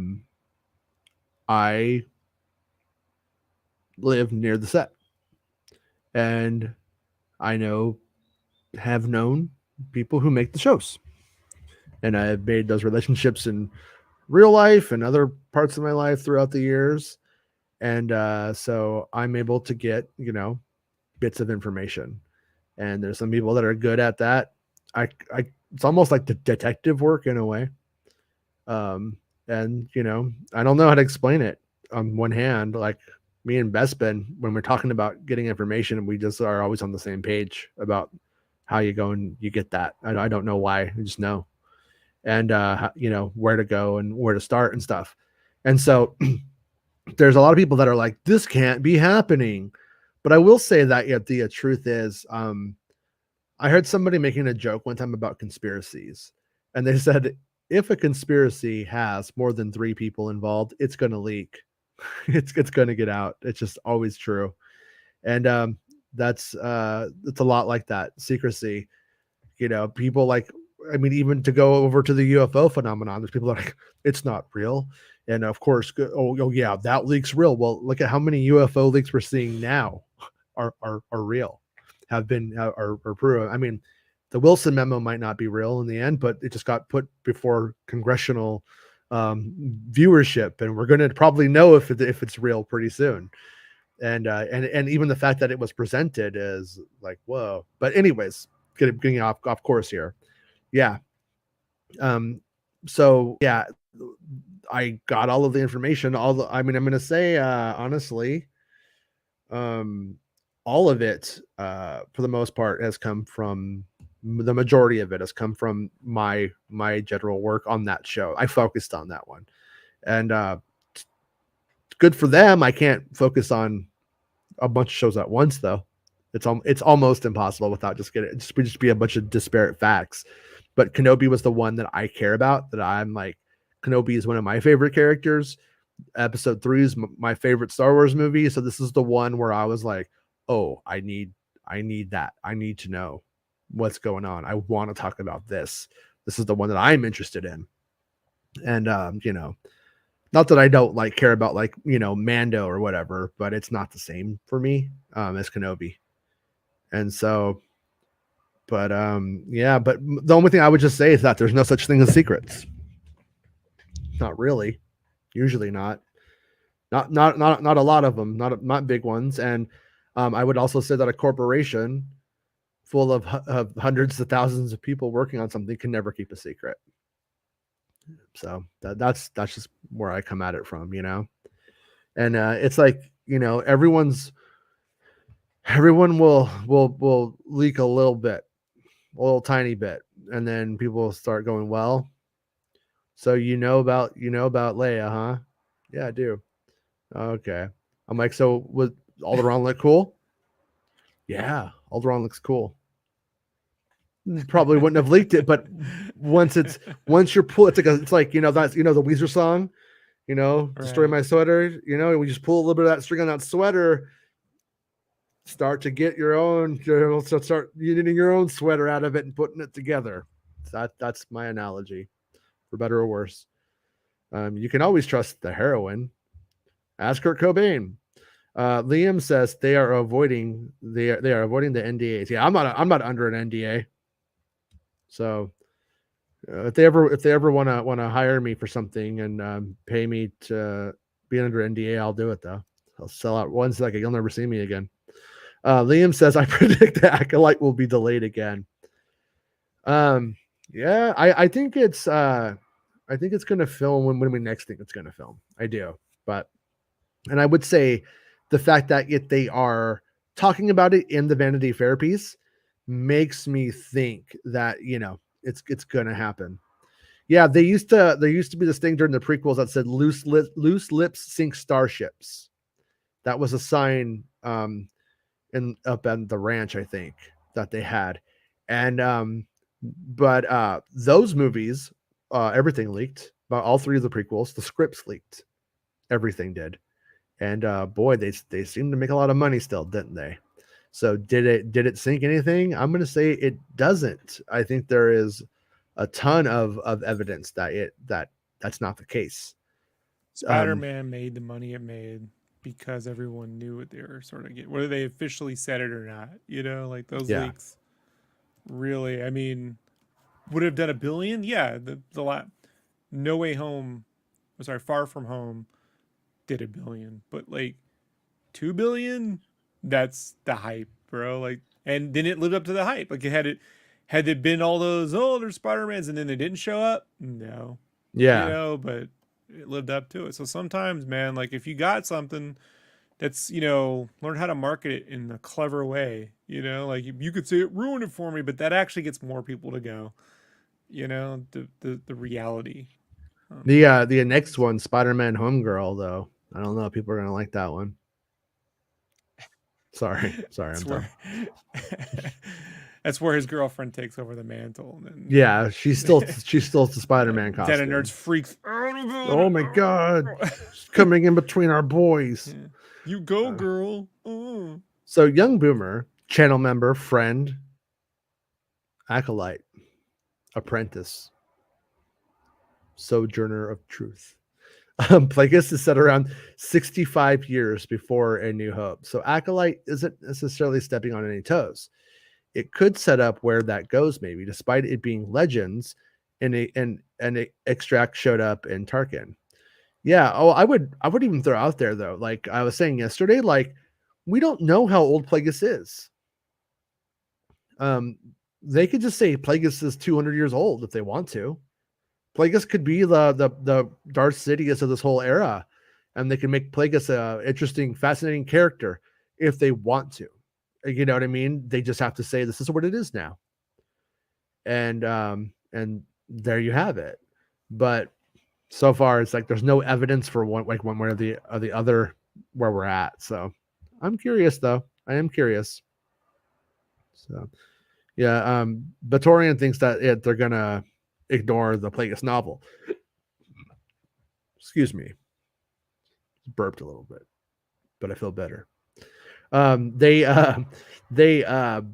did say a little bit that they are borrowing from the expanded universe. And so it's like, yeah, she read Heir to the Empire and stuff like that. But I mean, there's not a lot to glean from that, from generally speaking. But the Plagueis novel is the thing that the expanded universe novel that you can glean this kind of stuff from. So we'll have to see. Also, how much of George Lucas's backstory for Plagueis are they going to take into account? If I remember correctly, George Lucas gave concepts over to the author of the Plagueis novel, and then it was like there was a sticker on the early copies that went out for advanced readership and for reviews and stuff, and it had a sticker saying this is Star Wars canon and all that kind of stuff, like this is important. And I was like, whoa. And then Disney bought Lucasfilm when the book came out. This is just a book. So it's hard to say what they'll honor. I do know internally though, regardless of what any grifters want people to think, internally, they try to take George Lucas's like word as gospel as much as they can. They try to make it work. But if George Lucas's word is batshit, then they will clearly just toss it over their shoulder and move on. You know what I mean? They're not going to get their hands tied by telling a good story because, George Lucas offhandedly said something while eating a cheese sandwich one day before he walked out and sold the company, Let me tell you about Plagueis. Yeah. Hold on. Fucking milk. You need some milk? George, you really shouldn't drink milk with dairy. Like George, you should not Too much. drink milk and cheese together, and you should not go canon while you're doing it because we know how you get. I'm gonna go right straight to the cannon when I'm done with this. I'm not gonna throw Boba Fett in the pit again. Don't worry. Cheese runs through me like a gun dark. You know what I'm saying? Mm-hmm. And then that's when they ask him, "What's Palpatine's name?" He's all, "Got a sheaf. Got a sheaf. His name is Sheaf." So, yeah. Also, we want Taika to direct a movie called Wicket, Yub and Gundarks. So, but he won't do it. Stuck on this Ben-Hur thing I already fucking covered. So I think Sam asked us this the other day. I think he's asking it a little different way though. So I'm confused. If the Palp at the Return of the Jedi was a clone, no, that's not a clone in Return of the Jedi. It's not. That was a misconception. Actually, I think Red Letter Media had that misconception, and that's actually where it mainly came from. Does that mean that Palp at the end of Tross is ancient and therefore could be the acolyte? Did Plagueis train his clone? No, it's not a clone. That is the real Palpatine in Return of the Jedi who dies, and you're seeing the clone in a clone version of the body that's dying and decaying. Your own clone. Yeah. So weird. I like to say tomato. Tomato. No. Do it like me. Tomato. Tomato. Oh, shit. Me and my daughter fight about that. She learned that you can say tomato or tomato, and I'm like, we're a tomato family. She's like, I like tomato. And I'm like, I like basil, oregano. Basil. Basil sounds like a British guy who gives you technology. Will Morgan says, Yes. whoa, Rob got monochromatic migraines? I did. Whoa. Tyrant says, chant it with me now. FTG, FTG, FTG. What's that mean? What is FTG? Yeah. Free to go. Eat your greens, Jasmine. Oh, yeah. He didn't. I don't think he sent me the picture, so I can't make it like my profile photo. But he's used to Baymax is used to working with Star Wars Santa, who's like, I'm not showing that picture of me. Oh, but you draw a picture of me with the pink wig, I'm gonna show it everywhere. I'm gonna make it my profile picture. So I need it. I need the picture. Yeah. So Ma Ka Koot says, hi, Jason. Do you know what the Inquisitors have to do with Leia? Is that her parents' connection with Obi-Wan? Have to do with Leia? Do you know what the Inquisitors have to do? So I am under the impression that the Inquisitors are somehow behind the kidnapping still. They may just know that she's been kidnapped and then put it together. But I'm under the impression that if the Inquisitors are actually the people behind it, and just to see who would come out to save Leia, to see who Bail Organa has as his who are Bail Organa's allies. Tyrant says, which Kurosawa films influenced Acolyte? The Seven Samurai, Stray Dog? Nope, it's actually Ghost Dog, and bringing Saw Gerrera back as the samurai in the Jedi Bronx. I loved Ghost Dog. I had a good time watching Ghost Dog. I used to be my twofer. I do a double feature Ghost Dog and the Six String Samurai. Yeah. I wish Six String Samurai had held up. They should remake it. Like the first Highlander movie. It's got a great lore to it, you know? Mm-hmm. Yeah, it's fun original setting.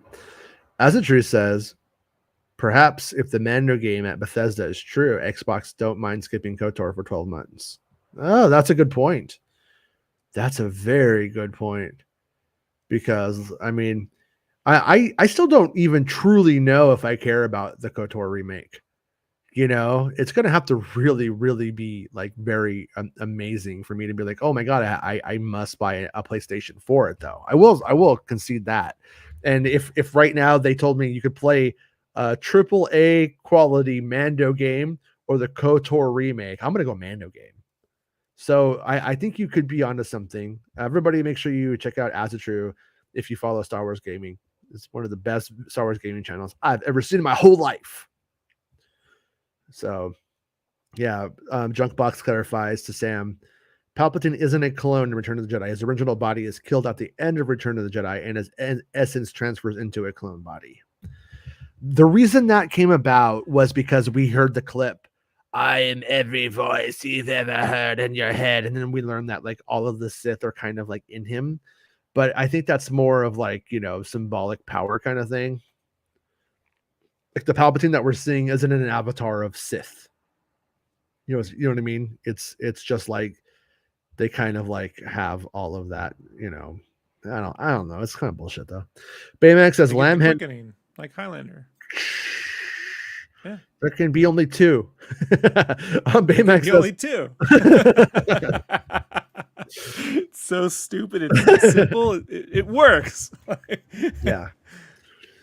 Lambhead is the canon name. Cooter Ma'utan is his canon name. Oh man, this felt really tired right now. I'm gonna go to sleep. Erickton says, "Hey guys, hey Eric, how's it going, dude?" But yeah, Baymax says, Kenobi season 2 could be years later and include the Maul fight in live action. Yeah, I mean, the only thing I'm not to the only thing, but like, yeah, I mean, you could do like an anthology of Kenobi's life, more Kenobi life story stuff. But I do think you start to get into a less compelling story or a less compelling concept than what you already did here.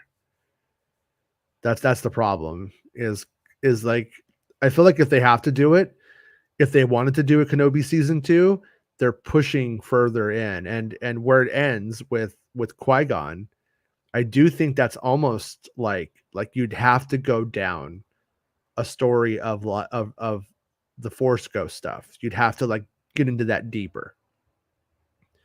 And then that's where you get into more of the concepts of like what Yoda goes to, like in the very end of the original run of the Clone Wars, Yoda goes in and meets like these avatars that are like, you know, the wills kind of stuff kind of starts to come out. That kind of, those kind of concepts are there.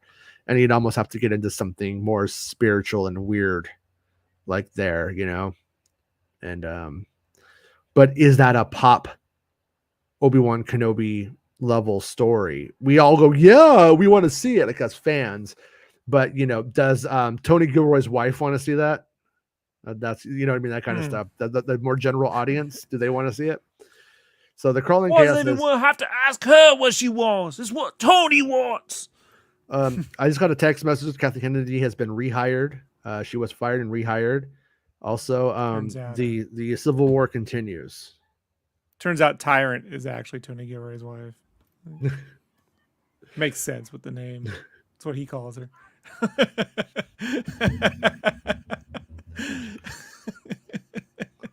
Just unleash something, folks. You don't even know right now. Somewhere on the internet, it's just bubbling up. Junkbox says, boring. Feel the same way reading an MSW article. Just joking. Much love for your hard work. Thanks, Junkbox. Do you think Tyrant will pull the James move? I don't normally listen to the show, but one time I did. In about 1 hour and 39 minutes, just happened to turn to 1 minute and 36 seconds in.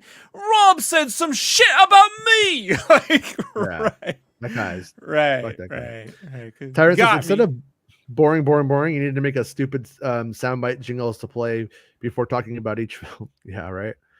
Jonathan says Josh does sway his opinions. He's a clickbait YouTuber at his core. Tyrant says Leslie Headland is going to become the new #1 target because of that interview. She didn't say anything wrong, but a certain group, there are so many trigger statements. Yeah, I say let those people expose themselves as being the fucking idiots that they are, and then just don't watch their videos. I don't think YouTube lets us block channels. I don't think it lets us do that without using just don't watch their videos. Chris X says, do you think we're going to get any trailers this celebration? I am hoping that we get a Cassian Andor trailer, the Cassian Andor teaser trailer. My hope, that's my hope. And I heard, I'll just say it here, I guess.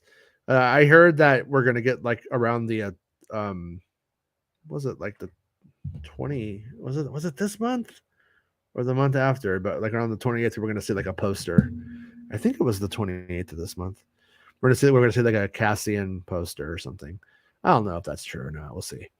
But so I'm hoping that means that we get the Cassian Andor teaser trailer. Would be cool to get a first look at Mando season 3, maybe like some stuff from the first episode or something like that.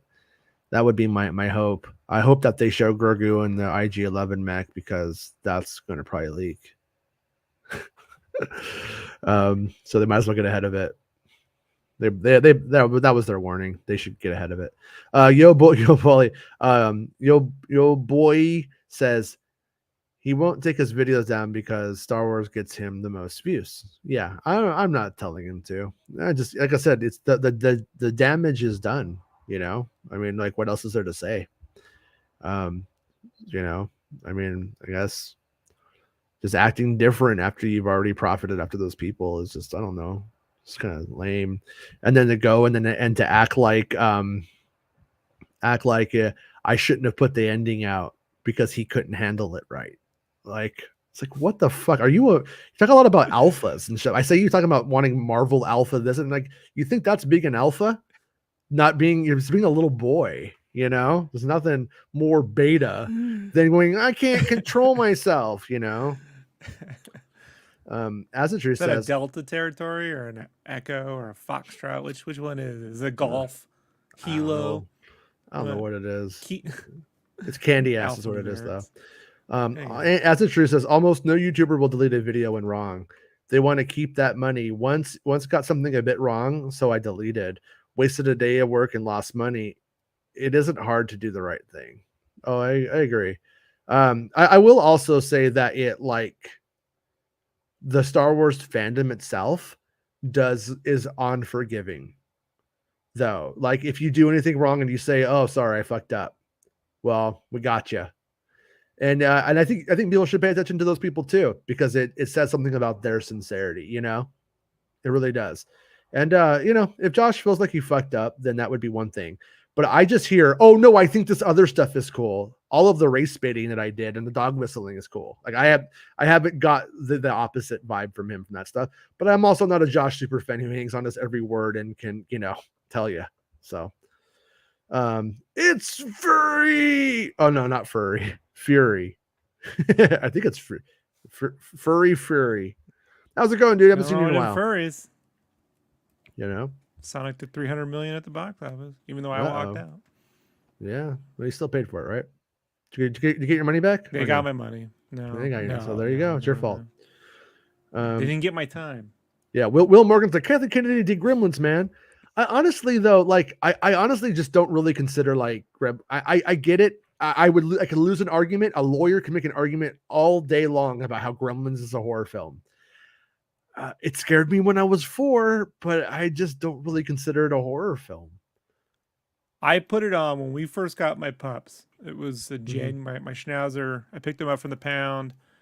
They adopted, whatever, the Humane Society.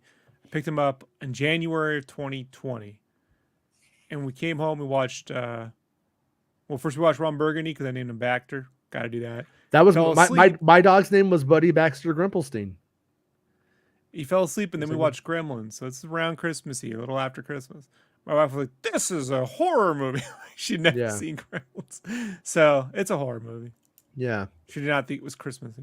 I do remember as a kid watching Gremlins and like my feet hanging over the seat, and then about a quarter way through it, my feet were like up into my chest because I did not want the Gremlins to get my feet.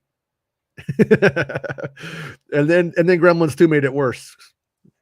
You should have watched the end of Gremlins 1 made it worse because they actually go into the theater to watch Cinderella or Snow White. I really do think if she's holding off on that, like it has to do with that 80s Amblin thing, because Spielberg with Twilight Zone, you know what I mean? The Spielberg with Poltergeist. Poltergeist was a big success, but Gremlins was really controversial because like they're marketing it to kids. Indiana Jones and Temple of Doom was seen as a horror bit, like 100%.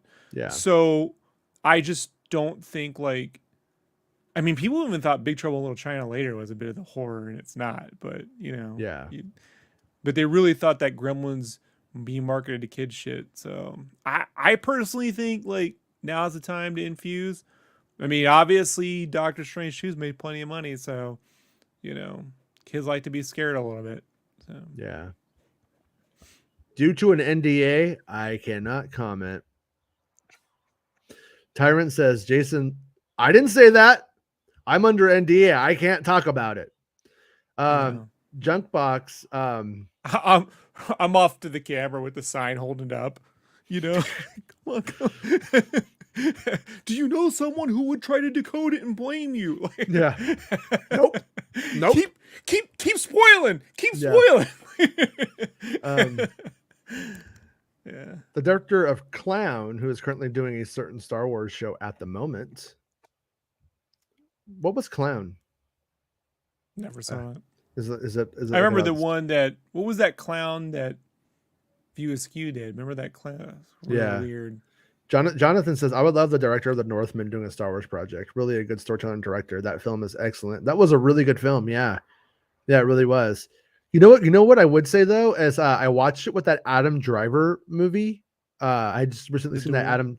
Yeah, the Duel. Completely different, but it kind of like in a weird way, I didn't like pairing those two.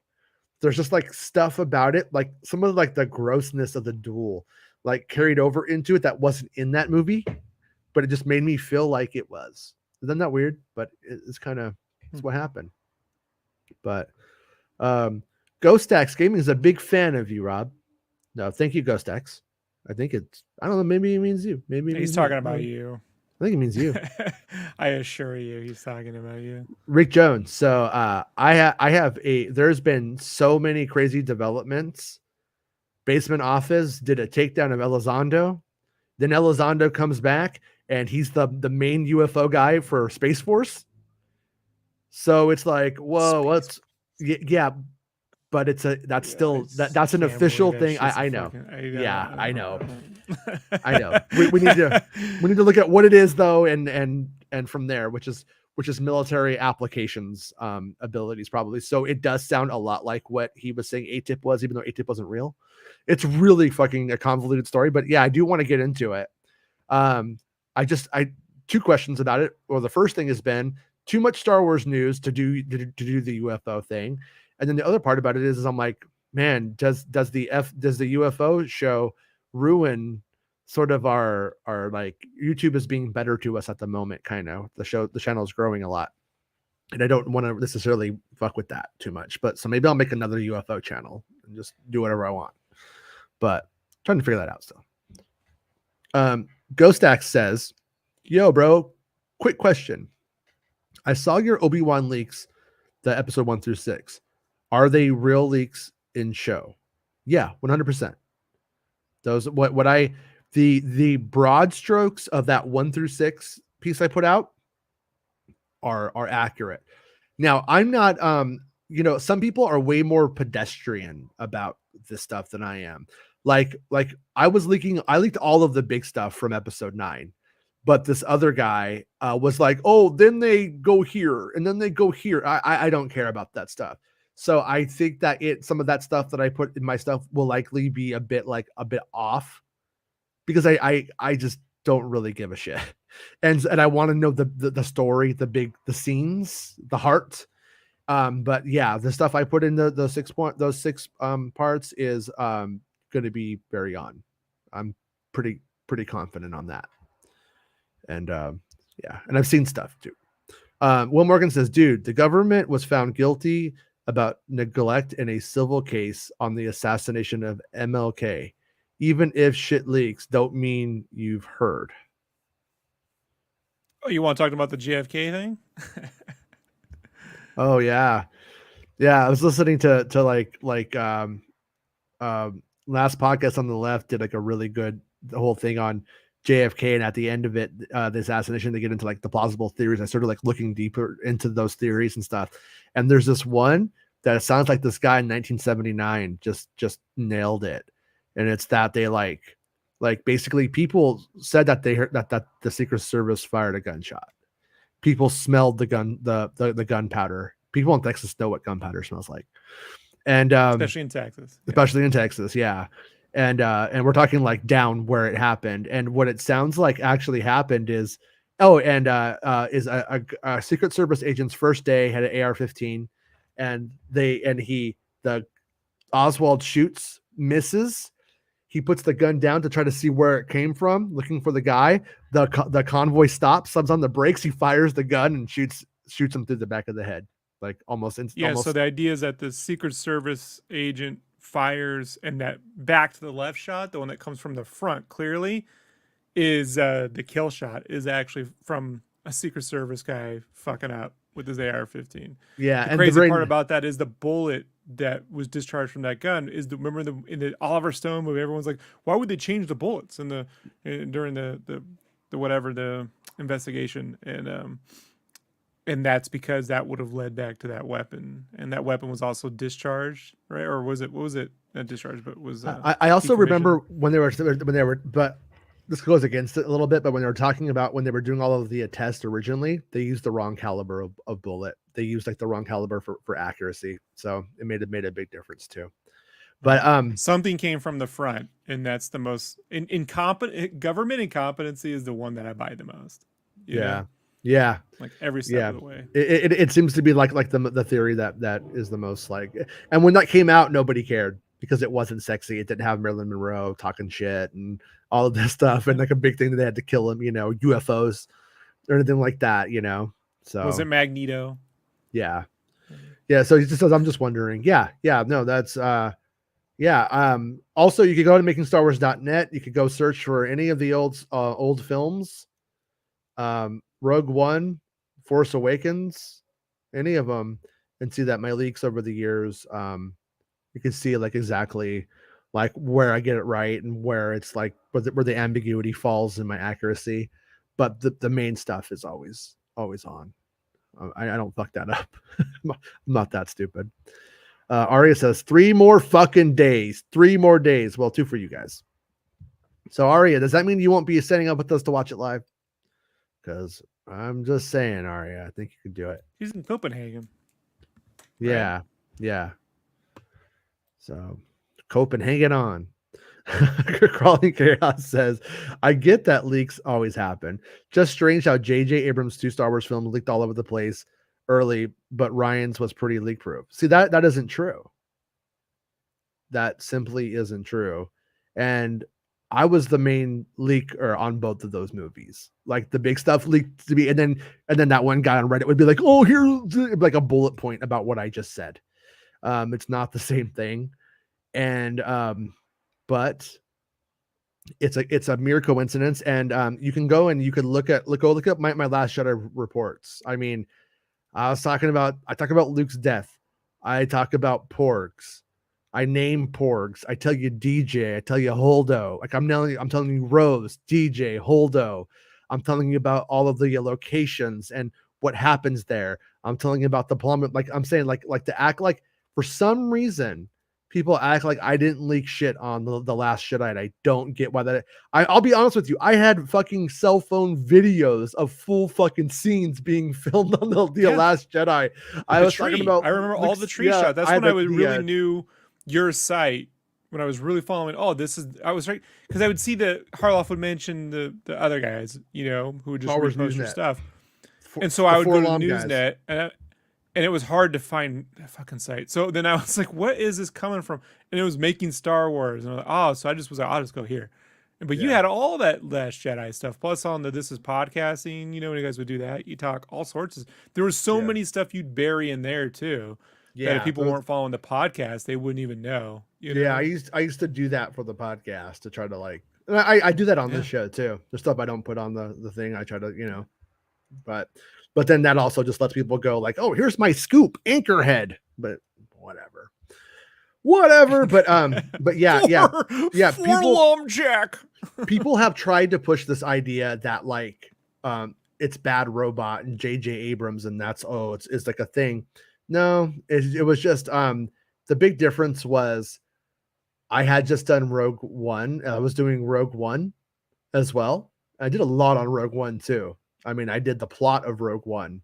I did the character. I did Jin's name and Andor, Cassian Andor, all of that stuff. And but I'm having to do that about the same time as going into the Last Jedi. So it's like I was more focused on the Force Awakens, whereas I was a little bit more spread between two things, kind of like going down on the other one. Darth Vader, this guy. You know what I mean? Though, so it's in Rogue One, and so yeah, it's really not a thing. And Ryan Johnson's thing wasn't any less leaky, so to speak. Yeah, if you go read my exclusive reports, you'll see. You know, in fact, there's about also on a side note, there's about 40 videos about from people I got filming Octu and shit like that. You know what I mean? And stuff going on there. You remember a couple weeks ago when homeboys were misconstruing Reva, and then they were like, hey man, we cover Marvel too, and no one's ever complaining about Marvel. Well, today they're all complaining that in the new Thor trailer that Zeus isn't manly enough, that Disney's trying to unmanliness Zeus, which I'm like, I don't know if they ever, these people don't know their Greek mythology, but it is pretty fucking funny, bro. Like, so it's all these like Zack Snyder, because Zack Snyder owns mythologies now, so they're like, Zack Snyder was like, his Zeus was big and buff, and my Zeus, like, this is the shit they get into, bro. Like, could you, I mean,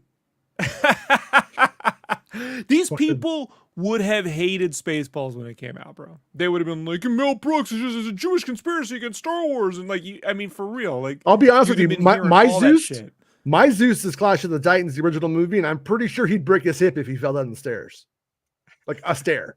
I do love Rip Torn as Zeus in that Hercules Disney movie. Like, thought that was pretty good, you know. Yeah, as the truth says, the new Lego set HD pics leaked. Inquisitor shipping figs. Heads up, everyone. I have got more takedowns in my life from leaked Lego stuff than anybody. They are aggressive.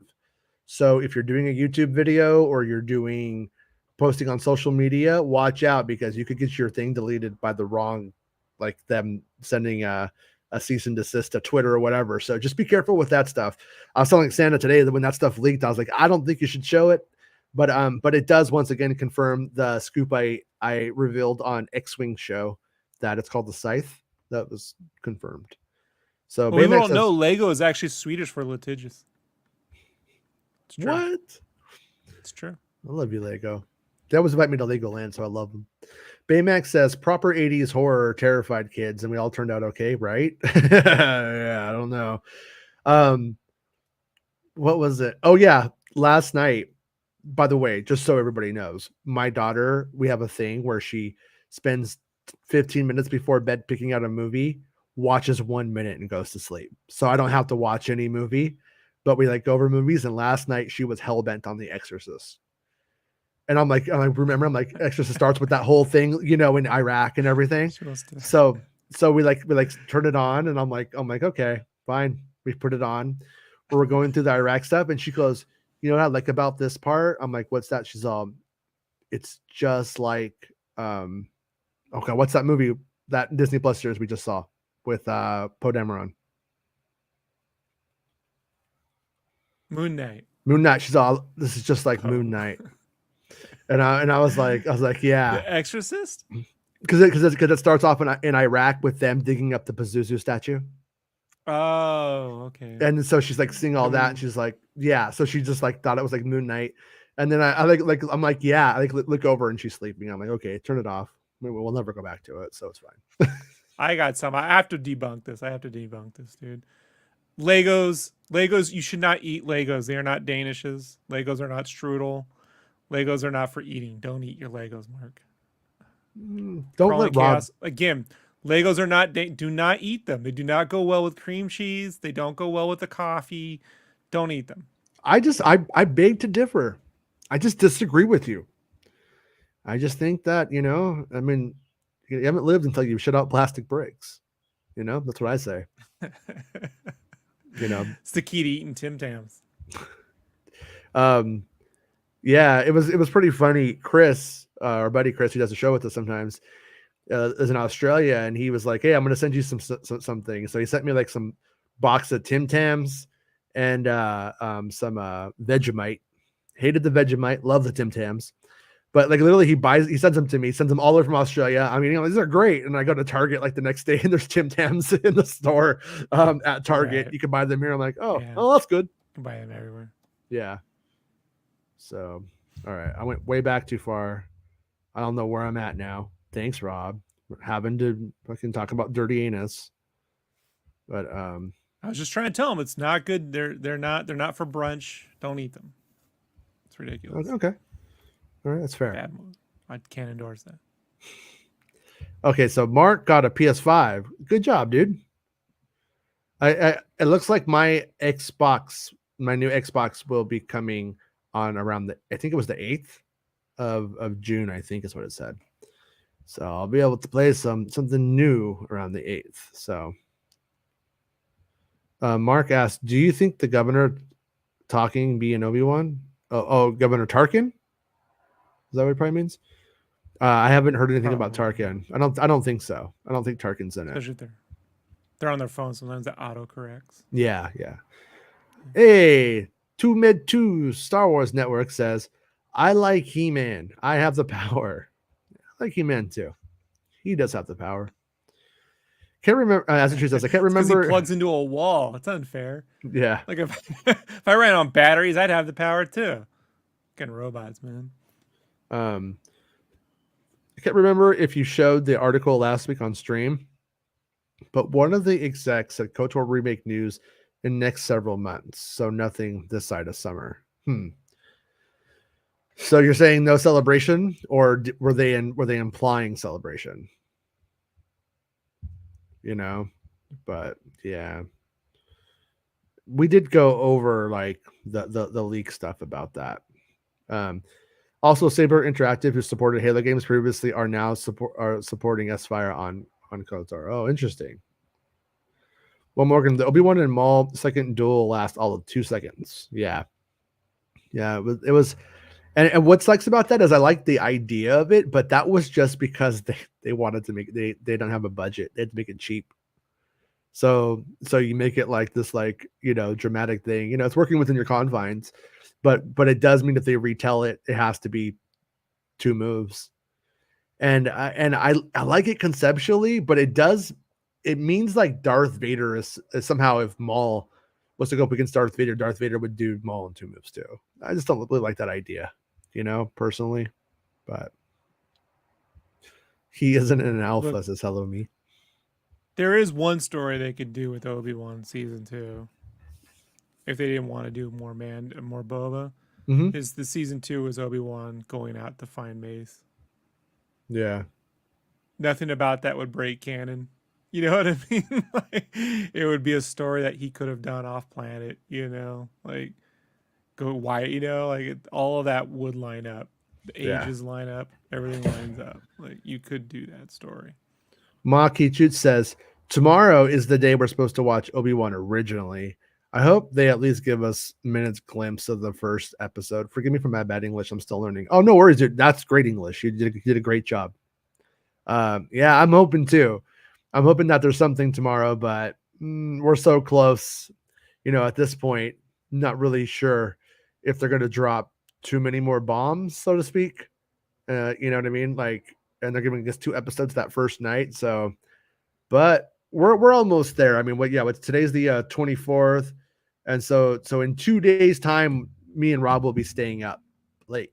So we got like one more show, and then the next show after that is time. Like, is that like we don't Thursday's even so busy.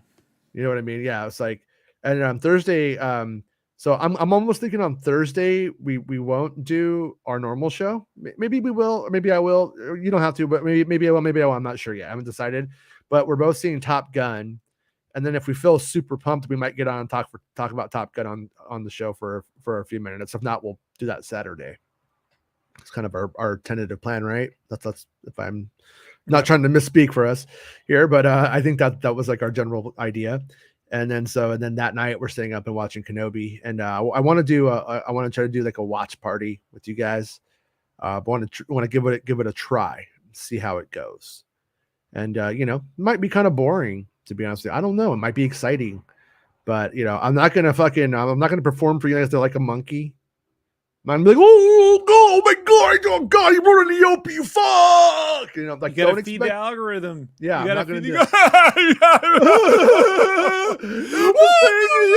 Right? It's the Danny Opie for Revenge of the Sith. It's still out there with them. I'm not gonna do that. Good Obi-Wan.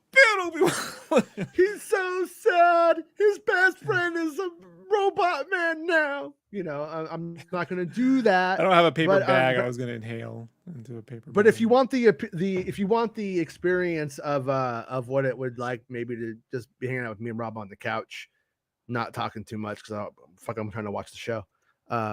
Yeah, I think that will probably be it.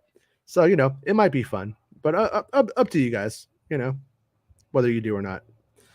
Gremlins There's horror. a watch party is where we get all our Casio swatches at. We just get our collections. Parker Lewis the bands. Yeah, trade the bands a little bit. We can trade the parts. People don't even know what swatches are. So. Tyrant says Gremlins horror. Nah, Critters though. That's some horror shit. Yeah, that's actually, I was gonna say it, but I just decided not to bring up Critters. But since we're on the same page here, I was like, yeah, Critters took it more down, less comedy and more into horror. I'd say. But Critters is still hilarious, and Critters has a great world, I think. Subtlety and criticism is interesting, says Jedi Mike. The Colin KS says, looking forward to Acolyte, but while I like Plagueis, I'm actually more interested in seeing real new stuff. Like, imagine if the Acolyte introduces someone we never knew about rather than someone known. Yeah, I think that the main character is going to be somebody new. I think I think like there's not that many characters who are alive at this time, but Yoda's alive. Yaddle? Is Yaddle alive? I mean, we don't know. Yaddle could be a young ass, fine ass Yoda. Well, we don't know. Boss Nass, he was a young Nass at that time, so he was going to feature heavily in the series. But I mean, Yaddle 200, 300 years. If Grogu's a baby and he's like 50, Yaddle's got to be alive. So Yaddle and Yoda are both alive at this time, I'd say. Gremlins one is horror. Gremlins 2 is a comedy. I don't know. It just doesn't feel like it to me, though. It doesn't feel like a horror film to me. I guess I just emphasize more on the comedy and fantasy aspects of it. Maybe, you know what I mean? Like, but like I said, I wouldn't die on it. Like I said, a lawyer could come and destroy me with making the case. I totally see it. Louis says, Tales of the Jedi is set during which era? Sequels, High Republic? Any idea? Tales of the Jedi is set during the Mandalorian era, and it's being produced by Favreau and John Watts. And so yeah. I thought John Watts was doing Grammar Rodeo. That's Grammar Rodeo, right? Tales of the Jedi is Tales of the Jedi animated series. Yeah, Tales of the Jedi. I'm sorry. Yeah. Roll it back. Apologize. Got my wires crossed. Yeah, Tales of the Jedi. We don't know. Keep hearing things about stuff, but the things that I quote here on that one aren't from like people I would consider sources, and that are just like people that are like, I heard this, I heard that, and I don't know what to make of it. So yeah, I don't know, but Baymax says start a second channel for UFOs. Yeah, I had like I've made channels and I come up with ideas for the name, but I haven't fallen in love with like a name. Like if I came up with the perfect name right now, or Rob came up with the perfect name right now, I would be like boom, and it would be on, and I would be running with it. But I haven't like had that one like where I fall in love with it. You know, does that make sense? And I'm like, you know what I mean? That so it hasn't like really like inspired me to do it. And it's really kind of UFO people and UFO terms and names are by it's their very nature boring and hard to market, which is why they have struggled for 75 years to market this correctly, to get us into a place where we could do anything with it. It took the Blink 182 guy to even start to market it right, whether people like him or don't like him or believe him or don't. If it wasn't for the way that he marketed the concepts, we wouldn't be where we're at with it, surprisingly. I think anyway. Rob rules, and it gave you a black heart. Maki says. Thanks, Yeah. Mom. Mark says, will you see an Obi-Wan? We see him as gaping asshole. That's true. Will you see Governor Tarkin? Yeah, I don't think so. I don't think we're going to see Tarkin in this. If he did, it would be news to me. Why that he shouldn't be in it? Krennic. Yeah, it's just not that. It's just not that story, Mark. Like that's the thing is people ask me all the time, like, why isn't Cody in it? And it's like it's not about Cody. It's not about Cody's relationship to Obi-Wan. It's not about Obi-Wan reconciling his relationship to the clones or to any of that stuff. And it's I think ultimately Tarkin would be a bigger player in something like Andor or something that had to deal sure. with It could be more the Imperial military stuff. This is just Vader's little henchmen running around cutting down Jedi. Tarkin could care less. Yeah. Tarkin's not really in. I mean, even when you think of A New Hope, I think this is a good argument. I mean, I guess you could flip it though. Even but look at A New Hope. He's like, Obi-Wan's here, and then he's like, surely he's that, he's dead. The fire has gone out of the, says all that shit. Like he doesn't believe there's any way Kenobi's alive. It's not important to him. It's not on his mind. And so that's how much Tarkin's written it off. I guess you could have the story be where he thinks he's truly dead, so he writes it off. But it doesn't. This one doesn't do that. So yeah. Ghost X says, but how the real leaks? We already covered that. Yeah. Well, let me tell you, I know this guy, and his name is Crazy James. No, I'm kidding. Tyrant says, wait, you mean an AR-15 shooting a 23 at semi-close range could kill somebody where all attempts to recreate a 6mm Carcano never could? Shocking. Yeah. Well, and then it turned out that they had like the wrong bullet size, like off by like a millimeter of some kind. I don't understand this stuff like very well, so I don't want to misspeak. I kind of didn't understand it entirely, but when they were doing the stuff during the official government investigation, they used the bullet like from I think they used the bullet for the United States, but the rifle was ordered from Europe, something like that. It was one of those kind of deals. But basically, it was the wrong gauge. Yeah. Arya, at what time does Disney drop Kenobi? That would be 12 a.m. Pacific Standard Time or 3 a.m. Eastern. So what time does Kenobi drop? Is there a website that says a specific time so I can translate it to EU? Yeah. So just go with 12 a.m. Pacific Standard Time, and that will give it to you. World Time Buddy is your friend, Arya. Go to worldtimebuddy.com, set up your time zone, and then look at Pacific Standard Time, and you'll be good to go. Yeah, and so basically about 11 hours from now on the 26th for us, if that helps you. Today is the 24th for us. So, yeah. No, it's not 12 a.m. Eastern. That would be 9 p.m. That would be 9 p.m. my time, and that would be so fucking nice. But unfortunately, no, it's 3 a.m. Eastern. Oops, meant Pacific. Okay, there we go. Yeah. Crawling Chaos says, well, I do remember funding your website in 2014, seeing a lot of leaks for TFA and later for TROS. Funny how I remember that fake myth about the Last Jedi leaks. My bad. Oh yeah, no, it's okay. I didn't mean to like beat up on you or anything like that, but it's been a thing like over the time where I hear like that as like almost like a this conspiracy theory, and it's like literally. I mean, honestly, I don't have like a special JJ, power up to get, bad robot power up, information coming. I don't have that. I wish I did though. That'd be great if he ever comes back. But also, but I would say also when people say that kind of stuff, it's like, well, then how do you explain Kenobi?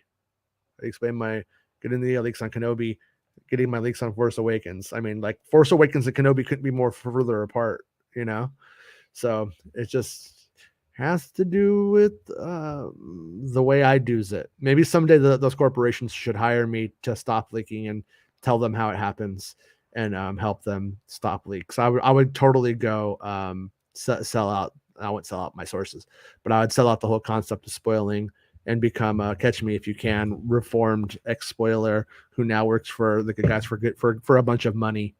For a bunch of money. But that's why people should super chat me though, because if they just offer me like $5, do not eat. These are not Danish. They're not donuts. They're not strudel. They're not meant for consumption, folks. Don't eat Legos. Okay? Don't eat Legos. Just don't. I mean, they're I worse do. than hardtack. If you even know. People don't know what hardtack is, Jason. So I mean, us educated folks, we know. So. It comes from Denmark. Denmark Hamill? Danish does come from Denmark. It's very tasty, but Legos are not meant for eating. Please don't. Don't do it. I mean, unless you're hungry. They're calling Chaos as the Lego Group began manufacturing the interlocking toy bricks in 1949. Cool. Lewis says the whole celebration is going to be live stream as years before, right? Or only the important panels are going to be live streamed. They're never clear on that stuff, and sometimes you go like, "Oh, cool! I could just, I can just watch." Well, no, but then all of a sudden they'll be like, "Oh, we'll turn it off," and then we have to watch a cam version later on. Jason, I started Celebration in 1999, and Pepsi specifically said that if we ever live stream these, it has to be the shitty panels. So there's nothing they can do. It's in the contract. Aria says, "How come the Mando season 2 leaks haven't been nuts, even though that they are done filming?" Well, you mean Mando season 3? On Mando season 3, I talked about Grogu and his new mech. I talked about the restoration of Mandalore actually happening. I talked about the crazy thing where they make Din thing. In the archives, there are at least a dozen shows committed to Mando season 3 stuff. Yeah, and I talked about the Mythosaur rising, and so I mean, I haven't gone. But I'll also like you guys don't. I also doesn't mean I can't do it and I won't do it again, but the amount of work I was able to put into Obi-Wan was very much beneficial, and the stars aligned for me to be able to be there. And if you guys remember, every day I was showing up back here with set photos from things and stuff like that because I was down there all the time. So is a Jerry Anderson series UFO? We should call it Jerry Anderson. That'll be the name of our UFO channel. Sexbot is back. That means you are doing something correct. All right. Tyrant says the Psycho Ward, but nah, that sounds way too edgelord like an ICP channel. You're watching Psycho Ward. We're drinking Fago here. Get your Fago ready. We're gonna give you some woo. Baymax says Mothma A-Type is gonna boss the shit out of Andor. Oh yeah, I'm into it. Mark Stevenson says, will the Emperor be in Obi-Wan? No. Right up his boot. He just right in him. Yeah, no Palpatine in it. Like I said, I've always heard that the higher authority to appeal to is Darth Vader in this.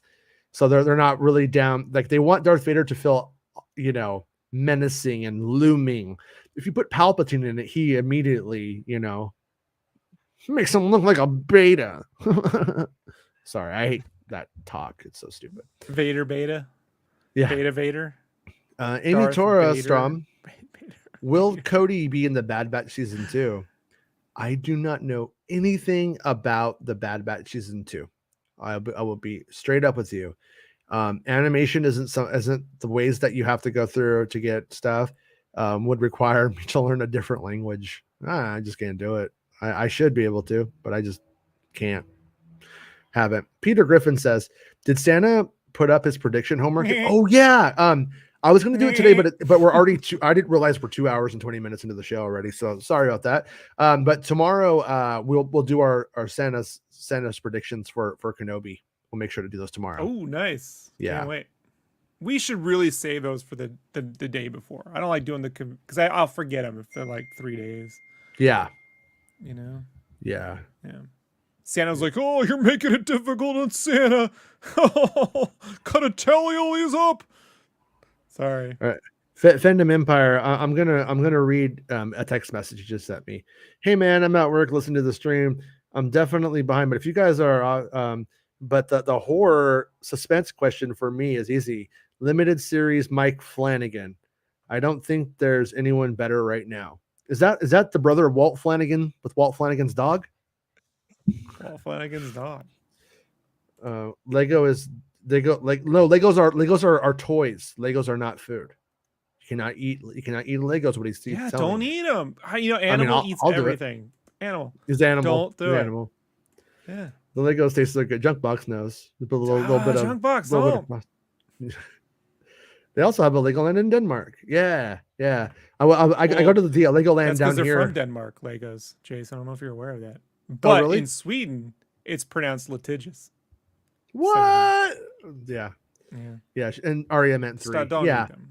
It's bad. Yeah, Arya. I mean, I dropped some really, really big bombs from that one. But once again, I didn't spend all day. Also, there's a couple of things I've sat on because Bespin's sitting on it still. Come on, Bespin. Fucking get your shit out. Ghost X, are you gonna to Star Wars Celebration? Because I am. I think so. I think I might stop by. Send me a DM on Twitter and tell me who you are. And then if you're there and we're there on the same day, I will I'll meet up with you. I'll say hi. Will I just Yoda had this vision of Azatru and Bespin. They're too busy surfing, and Bespin's up. I could totally post this, but let's go for another surf. Woohoo! Holding Jason up. All right, so okay, so that's already blocked.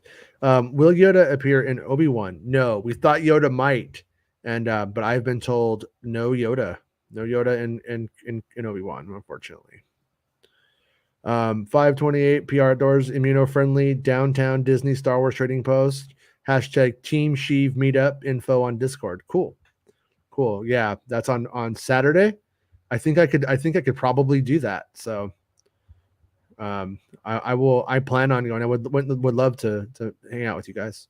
Louis says John Williams did the Kenobi theme for Star Wars show or not. He wrote a theme and I think maybe a suite of the Princess Leia stuff, but he's not doing he wrote a piece of music. He didn't score it or conduct it all and all that stuff.